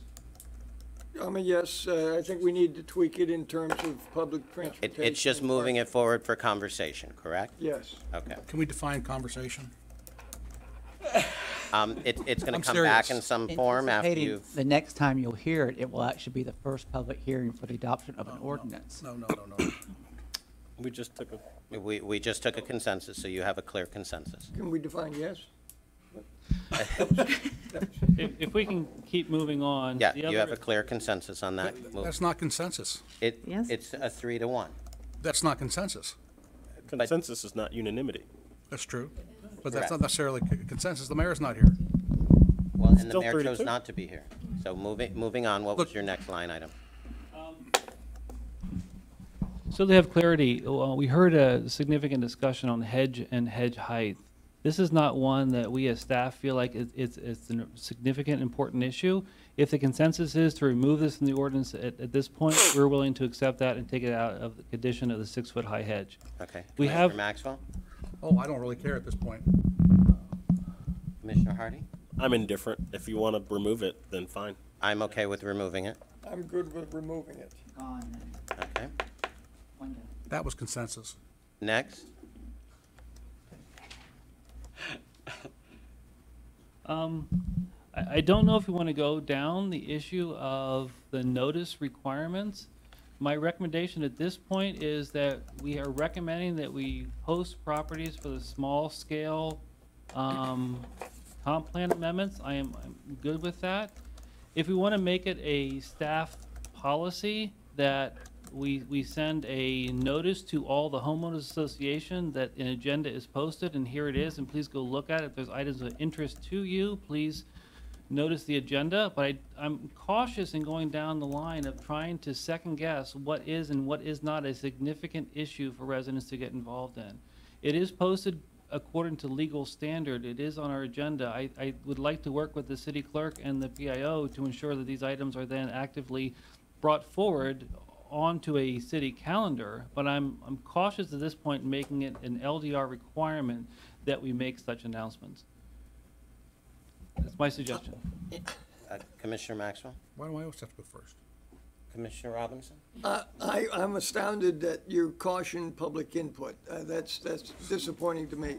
I'm no way, and please understand, I'm not cautioning public input. I'm just trying to balance how much notice we send out. It's, if you understand that. If response is your concern, then you know, I think we're certainly, I believe, we're lacking in communication in the city. Okay, my 2 cents here is, should it be on the calendar? Absolutely. Are we missing it on the calendar? Absolutely. In certain incidents. But trying to conform into every single neighborhood and every single, at some point, you're doing what's within the law. I think we need to do a better job to make sure it's on the calendar. Everybody, all the neighborhood associations can put that calendar out. You know, for instance, we had a flyer that's going out for something that we're doing at the beach, and it had multiple neighborhood associations listed on it, but it didn't have all of them. You know, we can't be everything to everyone. So get it on the calendar and maybe work with the President's Council on Saturdays. You're the liaison. Maybe, you know, make a statement that the calendar is printed out and is pushed through all the President's Council. But it's not a city recommendation. You as a liaison to the President's Council can work with the President's Council to make sure that on a monthly basis, every meeting, that's part of your meeting is, here's the updated calendar for that upcoming month. Push it out to your neighborhood associations. And this is the updated calendar, which And that's is what not I started up with to date. saying, that we need to make sure that we get The everything calendar's on not the part calendar. of- I wasn't calendar's not finished part of either. the I just wanted to put out that the signage, the historic notice yard signs were instituted 15 years ago. And I see those out. Yes, and the 10-day notice, I think, should be 30-day notice. And we should have a yard sign on every property that's changing. Okay, before I get to Commissioner Hardy, I'll let staff, I know 30 days and most of the time. My only can concern with happen. making it that long is that exceeds, often we're still dealing with, is it going forward or not to an item up until the time that the agenda is posted. And there's we follow the state law that says how far ahead of a meeting it must be posted. So I'd rather stick with what the state says and post it on time and make it the meeting dates are set well in advance. I'd make it the initiative of the people to take time to look at it. I have done this for a very long time. I value public input, but generally, as we've heard, the public input is those public who take the time to show up to these meetings. I don't think it's and I'm open for input, but I don't know how you send a personal notice to every resident on every issue every time it comes up. It gets too difficult. So I'm trying to find a balance here of how we meet public notice requirements fairly, yet not overdo it and overburden the city and staff with excessive process. And Commissioner Hardy, before I go to you, I'm going to go to the city manager because we have not heard from you tonight. Thank you, Vice Mayor. Based on some of the comments and then hearing some of the concerns about the calendar specifically, I went back and looked at how the agenda went out. Yes, you're correct. It was omitted that there was a meeting tonight. However, when the agenda did go out, I know that the clerk sends it to a blast email list, and it was posted. So if you went to commission meetings on that part of the website, you would clearly see April 24th and the agenda and backup materials, which is really where the backup and materials are always kept for any of our meetings. So it was there on, I think, about 1 o'clock on Friday. With that said, I think we can probably allay some of the concerns about the fear of people not hearing by adding to the blast email list that she does put out when she posts the agenda and notifies people about the meeting. And yes, we will make sure that in the future agendas, that meetings are posted on the calendar. I think staff has the message very clearly that that's not going to happen again. But let's not also forget that this particular process started back a long time ago, and it did have hearings with both of the boards. We had a workshop in November, and it's also been taken to both the Planning and Zoning Board and the Historic Preservation Research. This is not a new thing, and this is a workshop session, so we need to do a better job, and we're going to work on some areas where we can try to get notification out there, but it's not like this just popped up all of a sudden. Thank you. Commissioner Hardy? Yeah, that's not good enough. So, like, it can't. The statute tells us what we absolutely have to do, okay? And that's what we absolutely have to do. But we should do a little bit more, right? And I don't think it takes any skin off of our back to send an email to the presidents of the neighborhood association. It takes zero skin off of our back to do that. So we should probably do that, right? Now, I'm not saying that we should go around and take an agenda and wave it in the face of every resident before every meeting. I think that requirement is excessive. And I'm not sure that it should be a part of the ordinances that govern the city. I think that's overboard.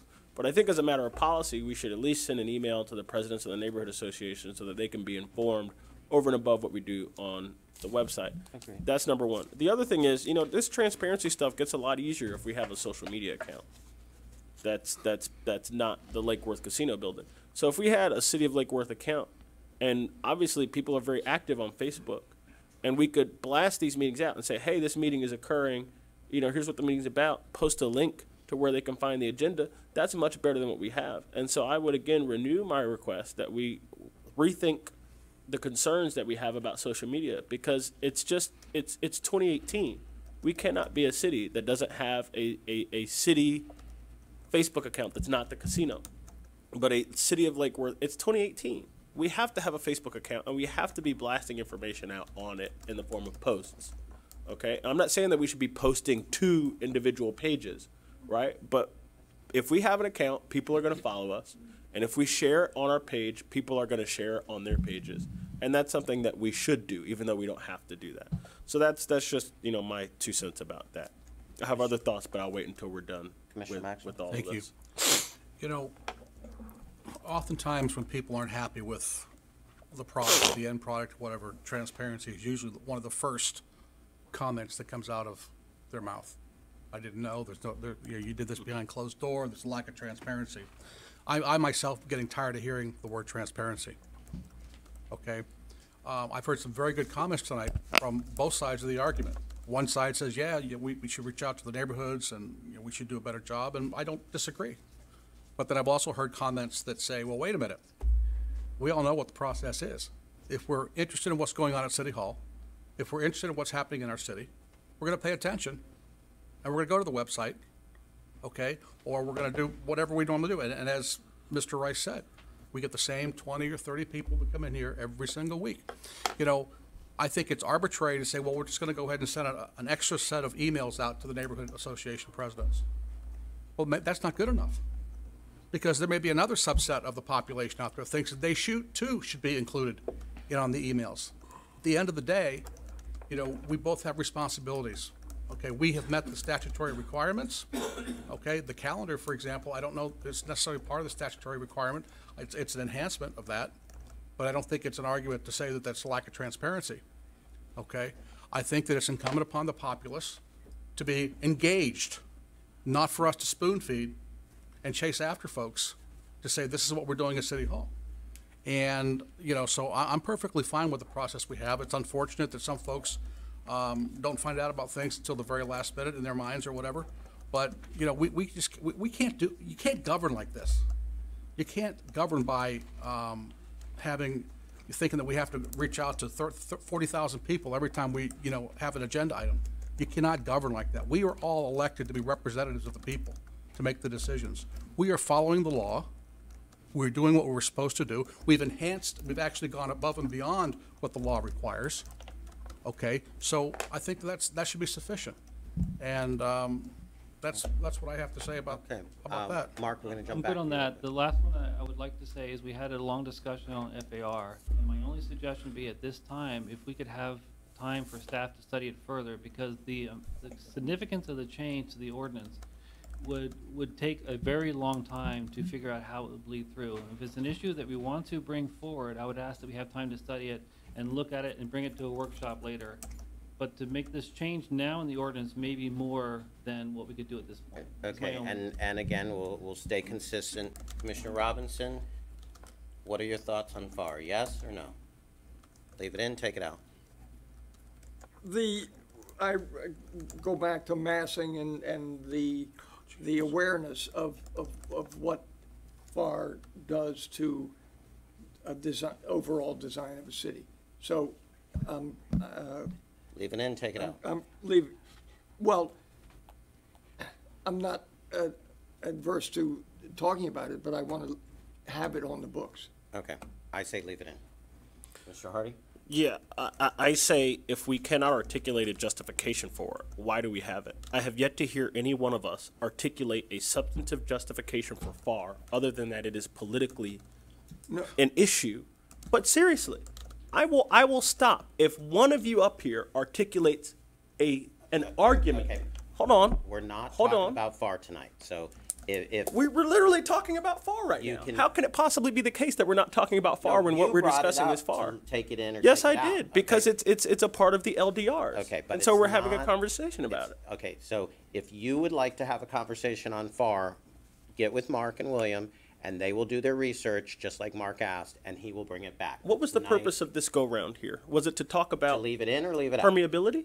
To leave it in or leave it out. I'm not gonna argue. We should take it out if we cannot articulate a reason for it. Okay. And no one up here on this board has done that. And the fact that no one up here can say, I don't know why we should have FAR, other than politically people are going to get upset about it, then that's an issue. Okay, enough.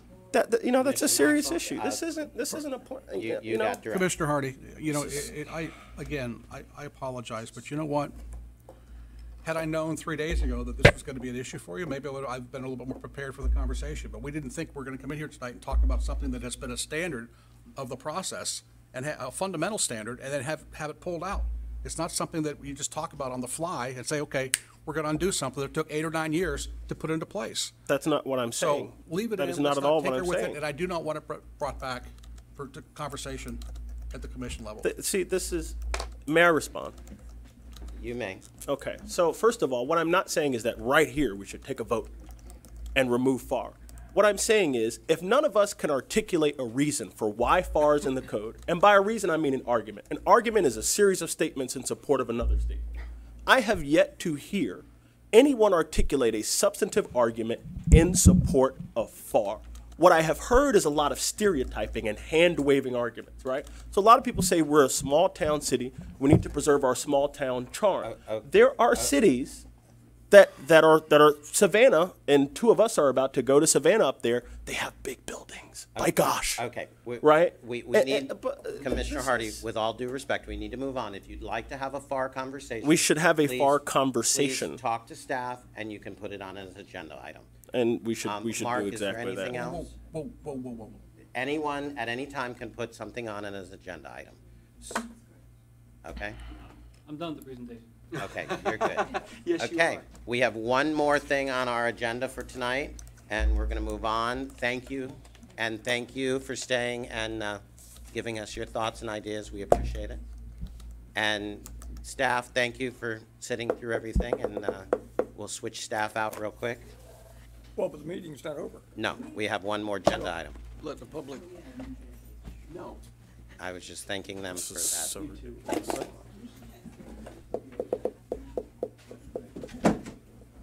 Okay, moving on, refuge operation overview. Thank you for being patient, gentlemen.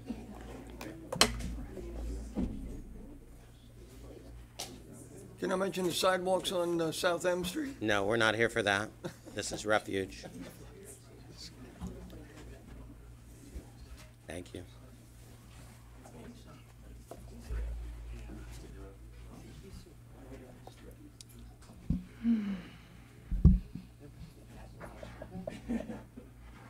Okay, welcome. Talking trash. Thank you. Did I wake up here? For the record, Jamie Brown, Public Service Director. And with me tonight, I've got Assistant Public Service Director Felipe Fazo, as well as the Solid Waste Manager, Jason Yeager. We are here tonight to discuss our overview of the actual refuse operation. You know, I've been here for 7 years, and since I've been here, we've never had any type of assessment of our entire operation done. The previous director did not have one as well, and you know, the previous supervisor in refuse, who was here for 27 years, says in his recollection there had never been one either. So, and there was no kind of documentation we were able to find to support that there ever had been one. So basically each year our operations fall in line with our actual revenue. We don't dip in the negative, so we're just assuming everything is good. But if you were to ask if we're running as efficient as possible, are the routes as efficient as possible, do we have too many employees, not enough employees, the right amount of equipment, not enough, I wouldn't be able to tell you because we've never had a real assessment done for the actual operation. So what we did this year was we reached out to a company called Kessler Consulting. And what they, let's go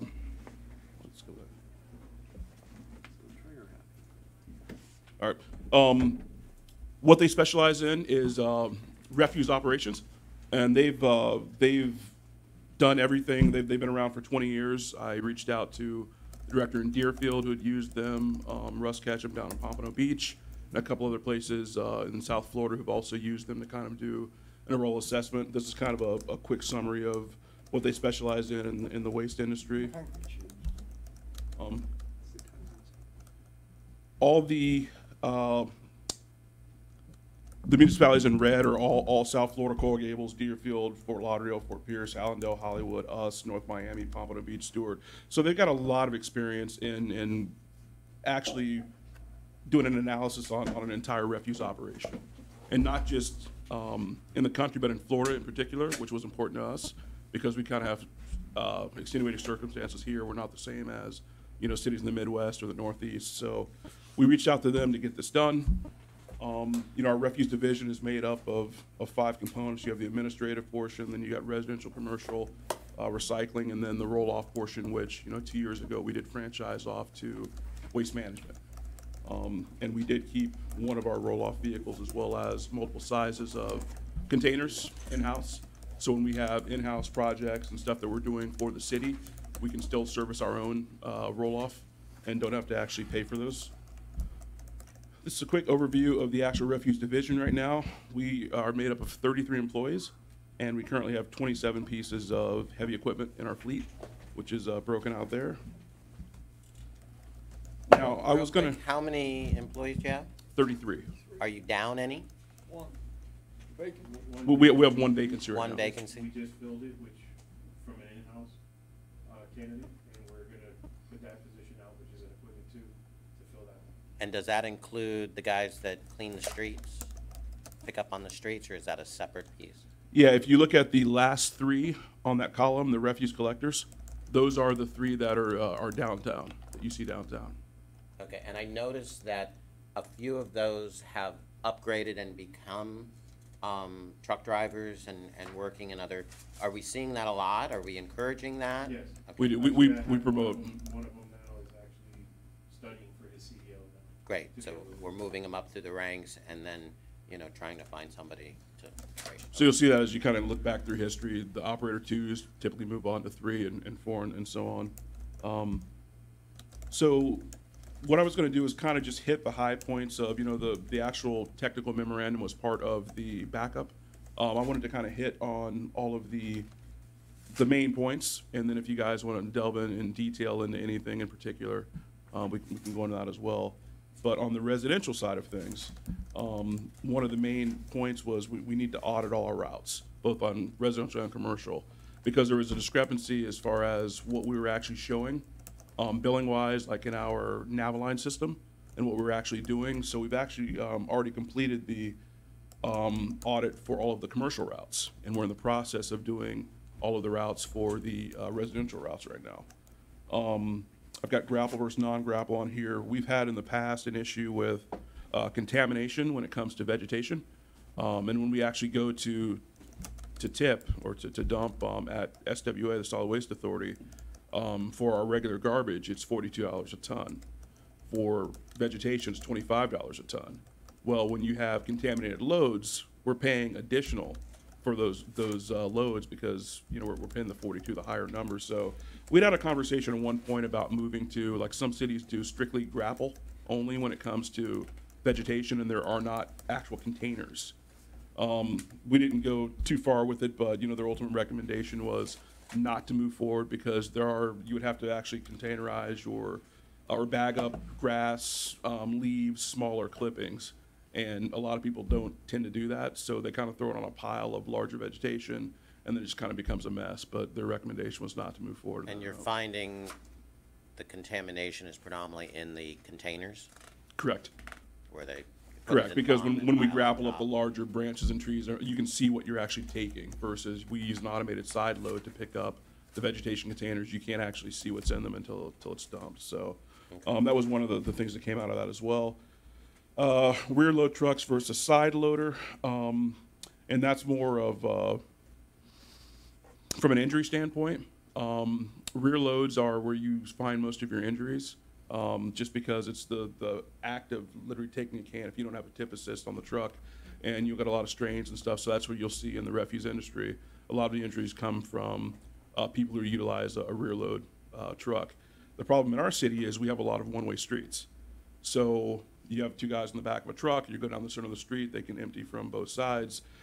One of the recommendations, and I guess were some places, if you can use an automated side loader in those instances, you would have to then make everyone put their cans on the same side of the street.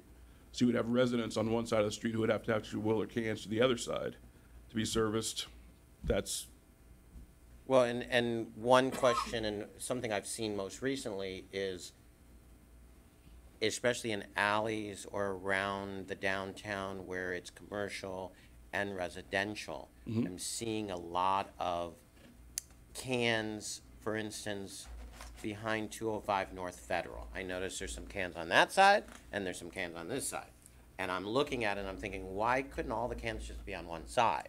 Because it's really that whole strip that's using them, and they all have their own little clutch. And, you know, feasibly it could be cleaned up, maybe smaller depending on, you know, how much usage, but all on one side. So when the guys come in, because I watched the guys. I mean, there was one on each side, and they were literally going down behind the truck from both sides.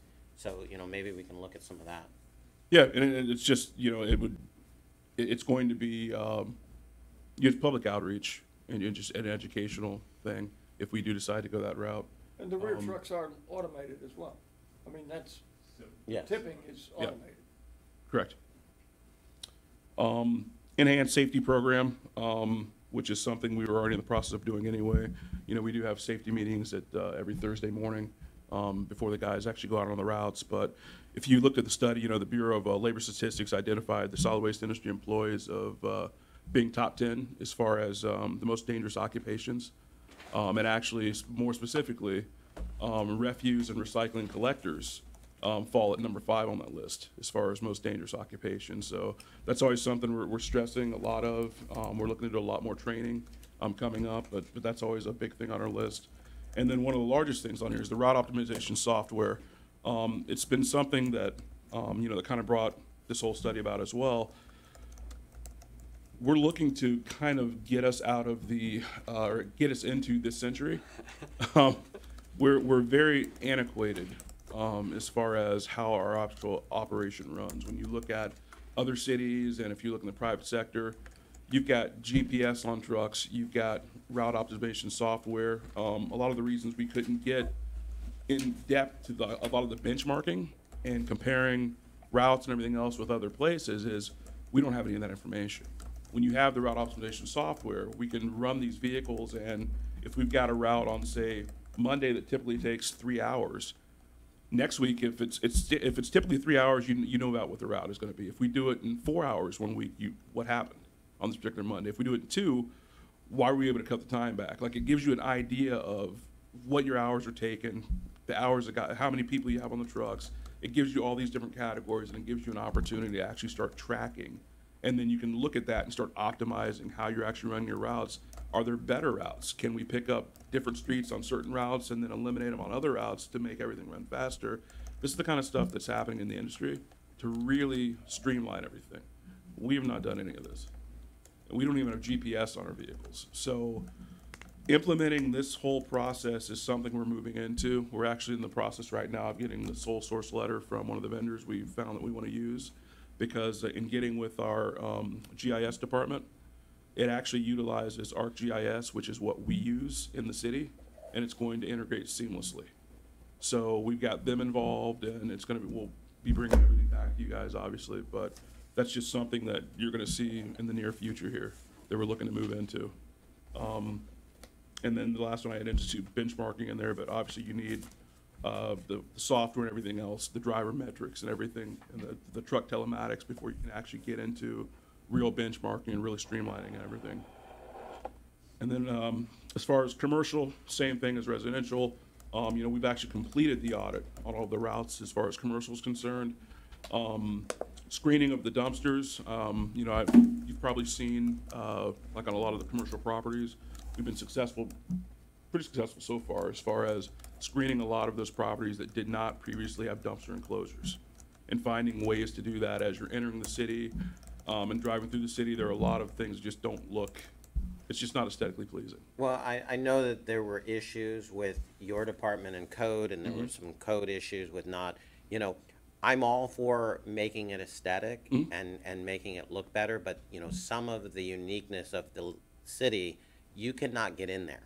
You know, your department cannot get in there if they have to put a screen around. Absolutely. So either look at moving it or looking at, you know, amnesty, and we're passing that one by because of X, Y, and Z, because there's a lot of that going on. And I think we jumped in too quick with code, and code was citing them and saying you got to do X, Y, and Z, and they're coming back to us and saying, you know, we got to take a parking spot out, but the city won't let us take a parking spot out to put a, you know, so we just need to double check that. And then also on, that's the screening of the dumpsters, but the actual dumping of raw material in our dumpsters, you know, I know that there's a lot of that going on, and I see a lot that we don't even catch. We do catch it, so are your guys, you know, really watching for that and seeing, because the recycle bin behind my store, somebody in the construction field must use that on a regular basis. And, you know, we're not catching them, but the ones we can catch, I noticed it was a $150 fee. You know, to me, for illegal dumping of products, it's got to cost us more than $150 to take that and separate it. You know, I'd like to see maybe increasing that so they're not doing it. Well, a lot of those we don't actually take it. Like, it's just an actual citation, but we don't collect it. Like if someone dumps a lot of construction debris or something in an actual container. We have in our industrial area, we have the marble and granite guys that are using a dumpster for their marble and granite scraps and stuff like that. We've actually gone through and notified them to acquire a roll-off. Okay. And then we pull the dumpster from them. We don't even dump the dumpster. I have a truck that is able to dump the material on the ground, and then they have to reload it in their roll-off, but we will not dump that stuff in the truck. Well, and I'm talking specific to the one behind my building. Twice it's been used illegally dumped. You know the person, and they were charged on their bill. I saw the bill, and it was $150. You know, I'm just thinking, you know, and they pay it. You know, it's easier to pay it than to get a roll-off and to get, you know, how much is a roll-off? $250. No, it's more than that. Okay, so, you know, to me, you know, if I'm an owner of 40 properties and I know I can just do this and pay $150 versus getting a roll-off. Commissioner Robbins? Two things, just any mention of natural gas vehicles?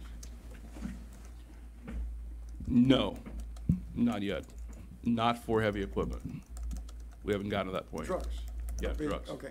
And the other thing is the orange tagging of mattresses, you know, when it's not appropriate. How's that efficiently? Did they mention efficient handling of that in terms of? Yeah, there was they delved into a lot of the citation and actually broke everything out as far as we had like $270,000 last year in citations that were collected, and it actually broke out into all the different categories, like whether it was wrong day, you know, there's a complete breakdown of the study as to how much each one of those citations and each one of those infractions cost. And then what's the policy of how long, once it's tagged, being picked up? It's removed same day. Yeah. Same day, Same orange? day, we issue the ticket, it's striped, and then we pick it up the same day. Okay, because I've seen it out there longer than that, and I was gonna say, can we do better? I mean, I'm very comfortable with same day, and then they're getting charged, but. And if it's painted, then you know about it, so. Yeah. Yeah, and the reason, you know, I'm seeing it multiple days because it is painted. Yeah. Yeah. So when our foremen actually go out, they're the ones who actually stripe everything. They take pictures to document, because we'll get a lot of phone calls with people claiming that something wasn't out because we've already collected it, or something like, not realizing that any type of citation we do, we always have backup documentation so we can pull up that particular resident and say, here's everything we got. It was there. I know you take pictures, you Absolutely. document everything very clearly. So after the foremen actually go out and do all the striping and everything, and then they notify the guys to come back and pick it up. And Now, in the typically past, same day, you've but- mentioned that, okay, so you say you're picking up the same day, but you've mentioned, you know, some days those people aren't working, or, you know, they've gone home, you know, what's the process there? I mean, Well, our guys work 4/10s, so they're Monday, Tuesday, Thursday, Friday. We do have a few guys that run commercial routes on Wednesday, and we do have some guys that run on the weekends as well for some of the restaurants that so require. feasibly, if it was tagged on a Wednesday, somebody could feasibly get out there and pick it up. But is there not an additional cost to that? You know, where are you taking it? Additional costs for? I mean, are we taking it to the dump? Are we, you know, holding it in a pattern? Is there additional cost to doing it on a day that we're not? And are we collecting those true costs when we're citing it? I mean, if there's not a lot, and we're not taking, you know, partial loads out to SWA, but like I said before, you know, it's 42 for dumping all of our garbage, and then it's 25 for any type of veg.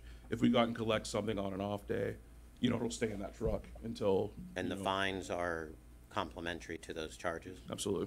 And obviously, those fines increase depending on how many infractions that particular property has had. So that 125 more than likely was a first infraction, because that is low, but it would be more the next time, and so on and so forth, so. Commissioner Maxwell? Thank you. Did the study speak on any level to the illegal dumping? For example, when I come home tomorrow and some roofer jumped all his crap in front of my house. You know, obviously I'm not taking responsibility for that. How are we dealing with illegal, I mean, just illegal dumping? We, well, usually it happens in alleyways, we find, and, you know, these guys, they don't go into the alleyways, so we typically have to have, you know, one of our grounds crews or something pull all of the stuff out to the end of the alley so they can actually collect and dump it, but unless there's someone we could actually tie it to, we just have to take it. Well, no, that's really, I'm sorry, I didn't ask the question properly. How does the property who's been violated, how are they being handled? Are they being charged for the pickup? Or? It's a case-by-case basis. Yeah.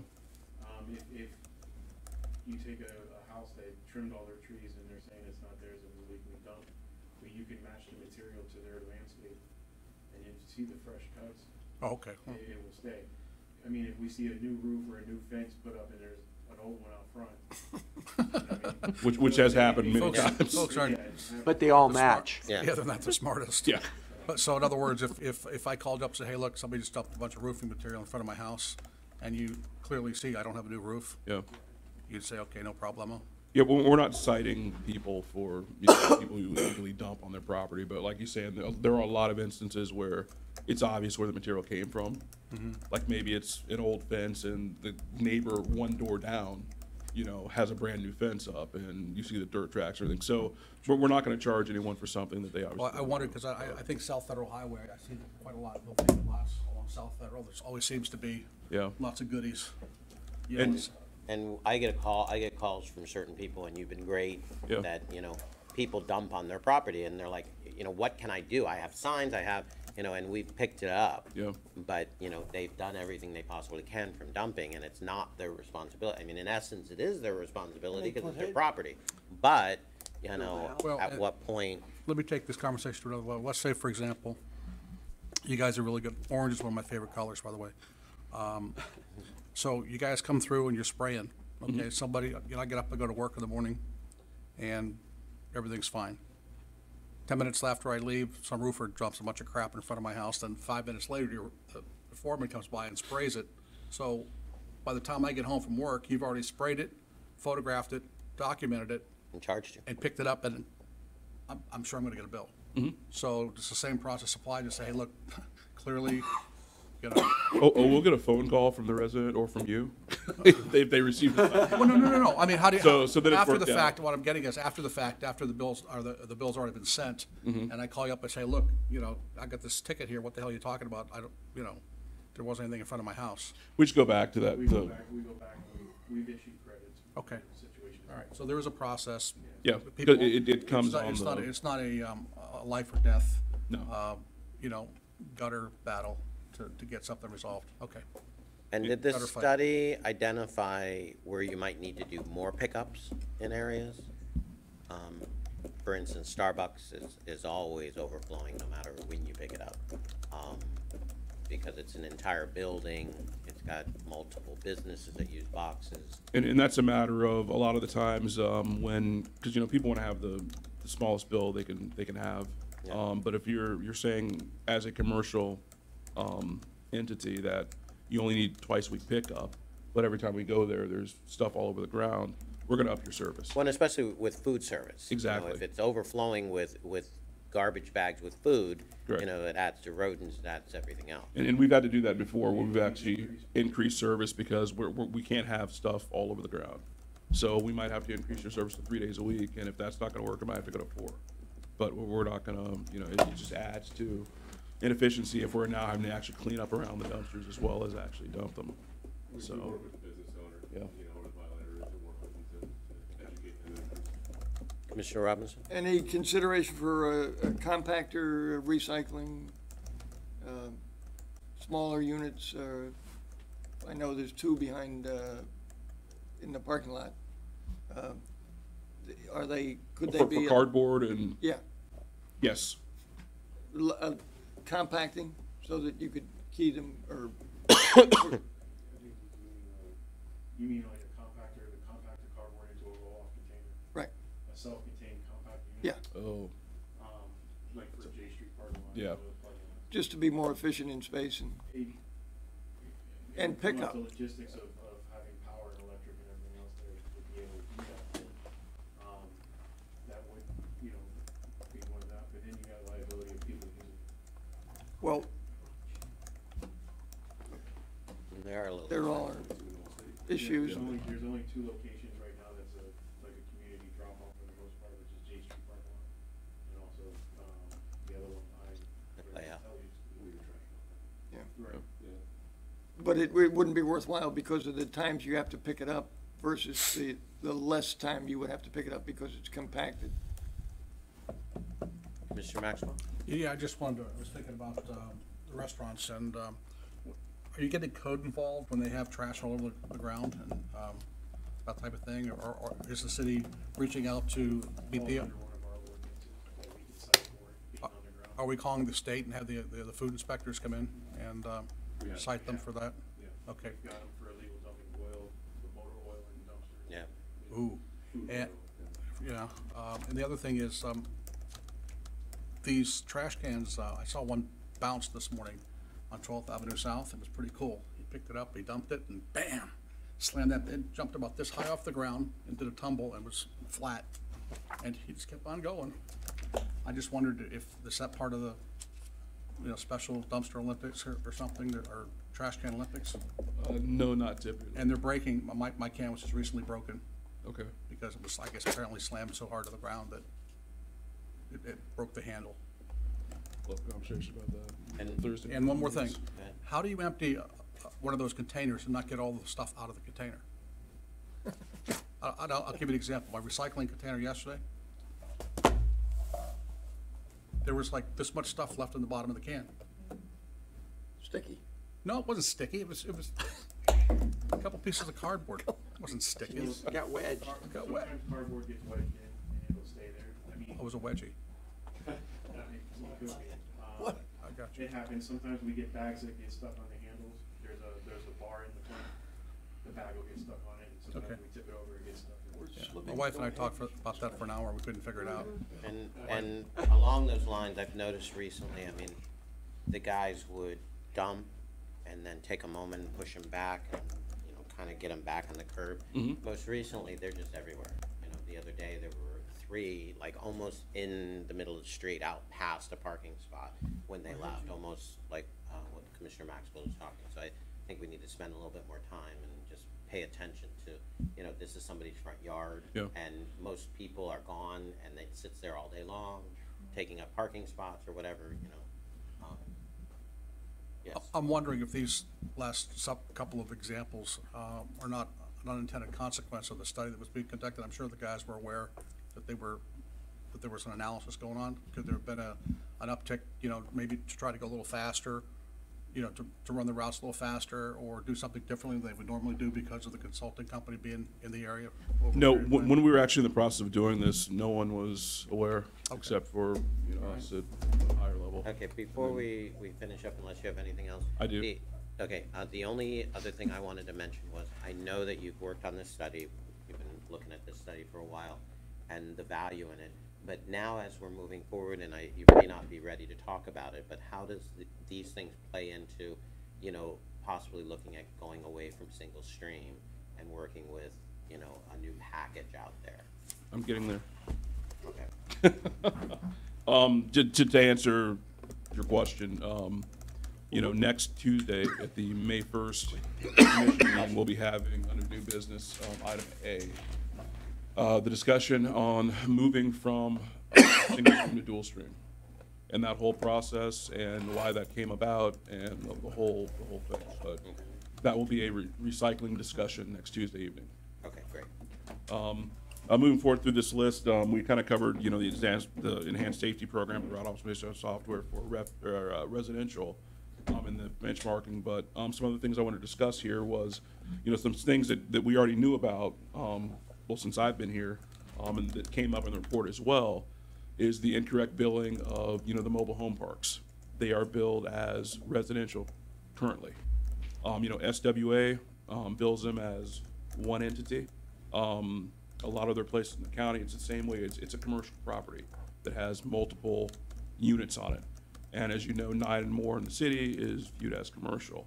So not even from a financial standpoint, you know, our code says we should be billing them as commercial. So right now, we're not even in compliance with our own city code, where we're billing them incorrectly.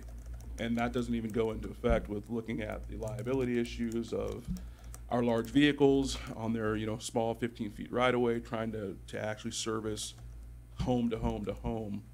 These should be individual cans, not correct. They're individual cans. When it should be a commercial property. When you look at a lot of the other mobile home parks, you're going to have dumpsters in certain locations on the property. So just like if you lived in an apartment complex, or you lived in a townhouse, you have centralized areas where you take your trash. You know, you can't walk out of your apartment or your condo and just put your trash right at the end of the sidewalk. You have to walk to the end of, you know, your building or whatever, to wherever the actual container is or the dumpster enclosure is. That's what we need to move to. So when we service these parks, we can use our front end loader. We go to 1 location, 3 locations, wherever it is in that particular park. We use our front end loader. We dump everything. Now we're not winding through these tiny streets. Possibly, you know, we've had issues. We've hit mailboxes. We've had it's tight. But again, I go back to, it's against we're not in compliance with our code. We're not billing them correctly. Will that come forward Tuesday night too, or no? Or is that a separate? Well, that's actually more of just an operational issue. I'm just kind of bringing this forward just to kind of let you guys know. Take care of that operational. Well, I want to bring this forward for an actual public discussion, though, so you guys are aware of how we're currently billing and then how we really should be billing.